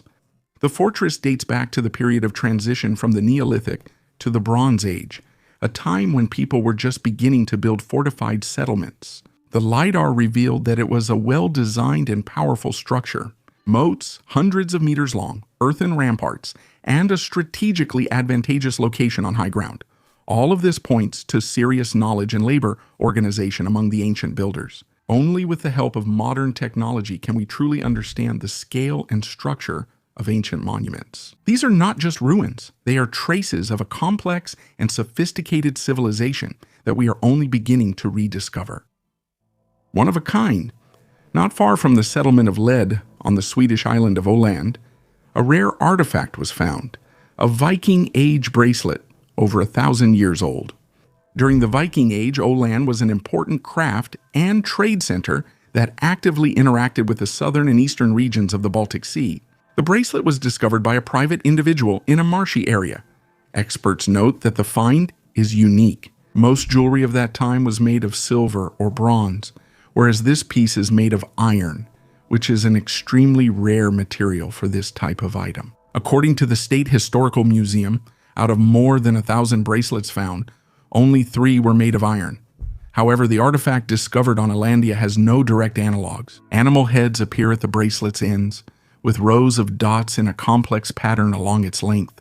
Thanks to the low oxygen content in the marshy soil, the bracelet has been preserved in excellent condition. Researchers suggest that the bog may have been a site for ritual offerings and plan to continue excavations using metal detectors.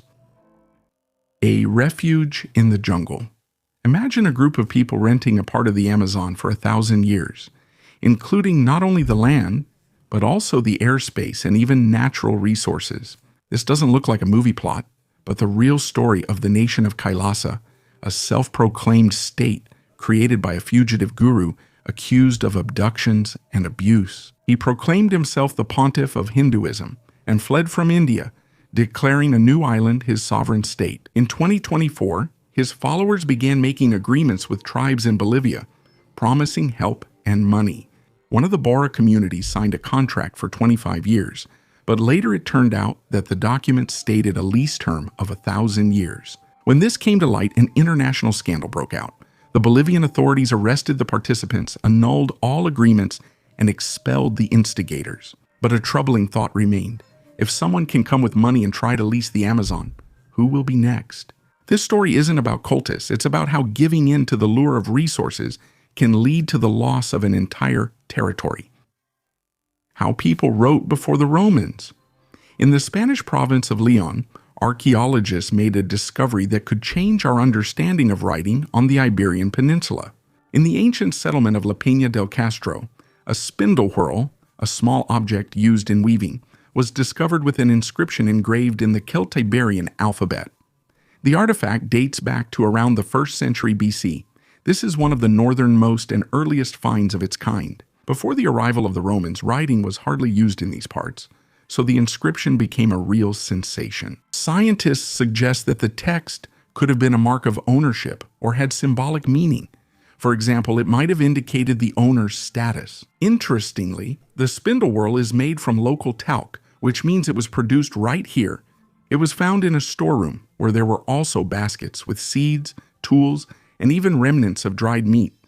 All this points to a fairly advanced domestic life and economy. This find is important evidence that the local cultures were much more complex than previously thought and had already begun to use writing.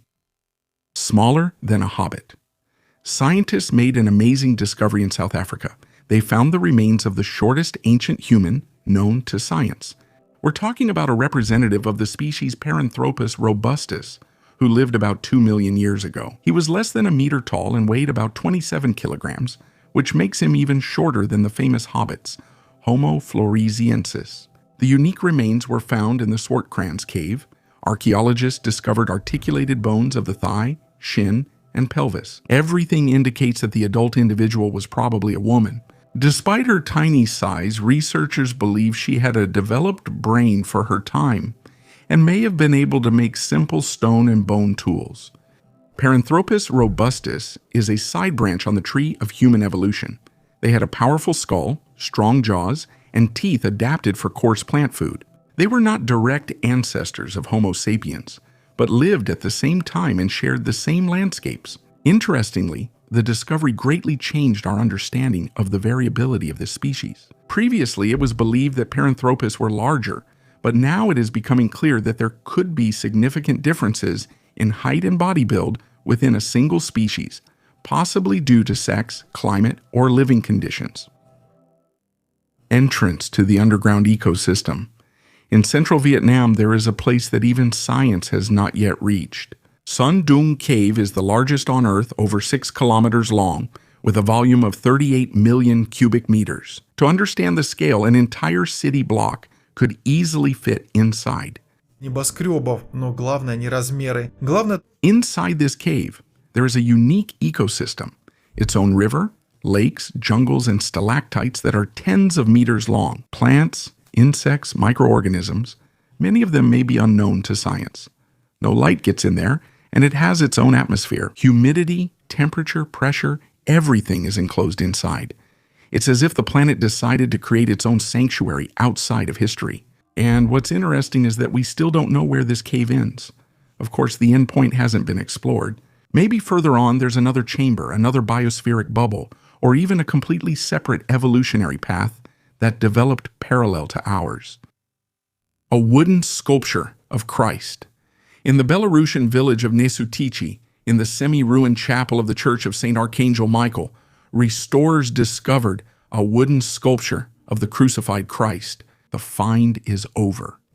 250 years old, and experts call it a real miracle. After so many years, it has hardly suffered any damage. Research has shown that the sculpture was carved from pear wood, presumably in the 17th century. The exact origin is still unknown, but there are theories that it could have been made in Italy or Prussia. Such finds are rare. They remind us how many secrets may still be hidden even in forgotten corners. Tunnels under the pyramids. Under the Pyramid of Khafre in Egypt, archaeologists have reported the discovery of a mysterious system of underground structures. A study conducted using radar equipment revealed the presence of 5 identical structures with sloped roofs and 8 deep shafts, each descending 648 meters into the ground. According to the researchers, all of them are connected by 2 chambers, each about 80 meters wide. According to preliminary data, the total length of the underground complex exceeds 1.9 kilometers. Scientists suggest that the structures were created artificially, but their purpose remains unknown. Some are already calling this underground site something that could change our understanding of the scale of structures in ancient Egypt. However, not all experts agree with such bold conclusions. Professor Lawrence Conyers, an expert in ground-penetrating radar, expressed doubts about the reliability of the data. According to him, modern technology does not allow us to look underground at such depths with the accuracy required for such claims. He urged caution and believes that the discovery can only be confirmed through actual excavations. The storm revealed an ancient ritual. In the spring, after a storm, a coastal cliff collapsed on the shore of the Baltic Sea. A lump of clay that fell down was hiding something inside that no one would have found without the help of nature itself. It had been lying underground for almost 3,000 years and turned out to be in perfect condition. It is 24 centimeters long, decorated with ornaments, stars, crescents, and symbols resembling signs of the sun and moon. According to archaeologists, the weapon had ritual significance and was possibly used in ceremonies related to the sun cult, while the ornaments correspond to the astral symbolism of the Bronze Age. The site where it was found is just a beach that gave no hint of what was hidden there, just clay, just a crumbling shore. And here it is, the object that lay in darkness for 3,000 years, coming into the light for just a few seconds before it could have been carried away by the water. Sometimes archaeology is not just about excavations. It's when the earth itself chooses the moment to show you something important. Pyramid in Israel. In the Judean desert, not far from the Dead Sea, archaeologists came across a mysterious pyramid-shaped structure about 2,200 years old. Built from massive hand-hewn stones, each weighing hundreds of kilograms, the pyramid still remains a mystery to researchers. The structure is located about 20 kilometers south of Masada and dates back to the Hellenistic period, when the territory of Israel was ruled by the Ptolemies and Seleucids. Already in the first week of excavations, bronze coins, weapons, papyri with Greek texts, pottery, and even ancient furniture were found here. All of this was miraculously preserved thanks to the dry desert climate. Scientists suggest that the structure might have been a watchtower protecting a trade route used to transport salt and bitumen from the deposit. There is also another theory. It is possible that tax collectors were stationed here, checking passing merchants. Later, during the Roman period, the structure might have been converted into a monumental tomb. Traces a burial point to this, although unfortunately most of the tomb was looted. Whiskey bottles on the beach. During a regular walk on the beach in the Atlantic City area, a poodle named Teddy unexpectedly became an archaeologist. He dug an old bottle with cloudy liquid out of the sand. His owner, 28-year-old lifeguard Austin, at first thought it was just some regular trash left by vacationers, but after taking a closer look he realized the bottle was sealed and clearly old. While he was examining the find, Teddy dug up another one and then another. In total, the dog unearthed 11 bottles. Each one had a label with the words Hotel Lincoln. As it turned out later, this was whiskey produced at a Canadian distillery in the late 1920s and early 1930s. This was right in the middle of American Prohibition, when alcohol was banned and smugglers were actively transporting liquor across the border. Judging by the corks and markings, the whiskey lay in the sand for almost a century. Now Austin is deciding whether to keep the find for himself or give it to a museum. The story of the treasure hunting dog has already spread through American media. Do not steal, but it was stolen. In the quiet English village of Little Steeping, someone broke into the church at night. Several antique Victorian-era frescoes were taken, and among them was the most ironic of all, a plaque with the 10 Commandments. Among them, of course, was the inscription, "Do not steal." The church warden, 80-year-old Beezus Harwood, just shrugged. Maybe the thieves wanted to study the commandments more closely, but apparently they didn't finish reading them. They took not only the fresco, but also an old painting of Moses, and even an ordinary extension cord.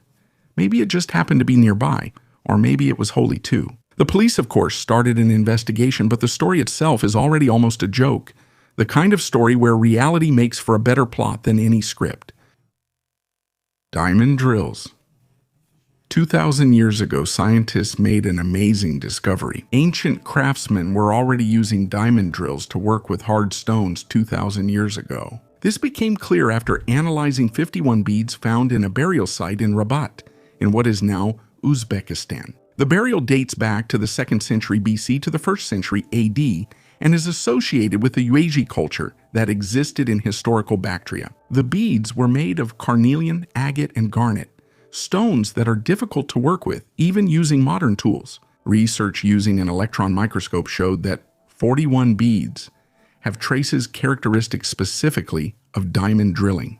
Moreover, the craftsman most likely first used a single drill to start the hole, and then switched to a more complex tool with 2 diamond points. Previously, it was believed that the technique of diamond drilling originated in the Indus civilization, in the area of modern India and Pakistan. But now it is becoming clear that similar technologies developed independently in different parts of Asia. Interestingly, although such methods are also found in Tanzania, Uzbek beads are made using a special technique that has not been found anywhere else. A monster that couldn't withstand change. In the Miocene Amazon, 8 million years ago, there was a predator swimming around that was closer in scale to a dinosaur than to modern reptiles. Purosaurus was a giant crocodile, 15 to 16 meters long. That's almost 2 saltwater crocodiles stacked on top of each other. It weighed 10 tons. Its bite force was 11 tons per square inch. That's almost 3 times more than a Tyrannosaurus. It could crush the shell of a turtle the size of a Volkswagen. But Purosaurus didn't hunt near the shore like modern crocodiles. It would leap vertically out of the water like an orca and grab prey such as giant fish, snakes, and even mammals. It was a machine of destruction in the water. Other crocodiles shared its habitat as well. For example, Morsuchus with its duck-billed snout. It seems the ecosystem was so rich that even monsters found a place to coexist. But it all ended when the geography changed. The Isthmus of Panama blocked the ocean route. Amazon rivers grew shallow and the climate became drier. Purosaurus vanished, along with its prey. Today, its relatives are dwarf caimans. They survived, but the giant did not, because strength means nothing if the world around you disappears. We're missing something. We find mummies with blood still flowing after 40,000 years stone terraces built before the rise of civilization. Minerals found only once. Cities, canals, helmets, artifacts. All of this lay in the ground, gathered dust in museums, or was hidden underwater. Some of them we can't explain, others we explain, but with too much confidence. The extraordinary is all around us. Sometimes it's brought out by a storm, sometimes by frost, sometimes by chance. But each such fragment seems to repeat the same question. What if everything wasn't the way we think it was? What if history is not a straight line, but a jagged trace in the sand, part of which has already been washed away? We search for answers, but maybe it's time to learn to notice the questions. Thank you for watching this video until the end. Goodbye, everyone.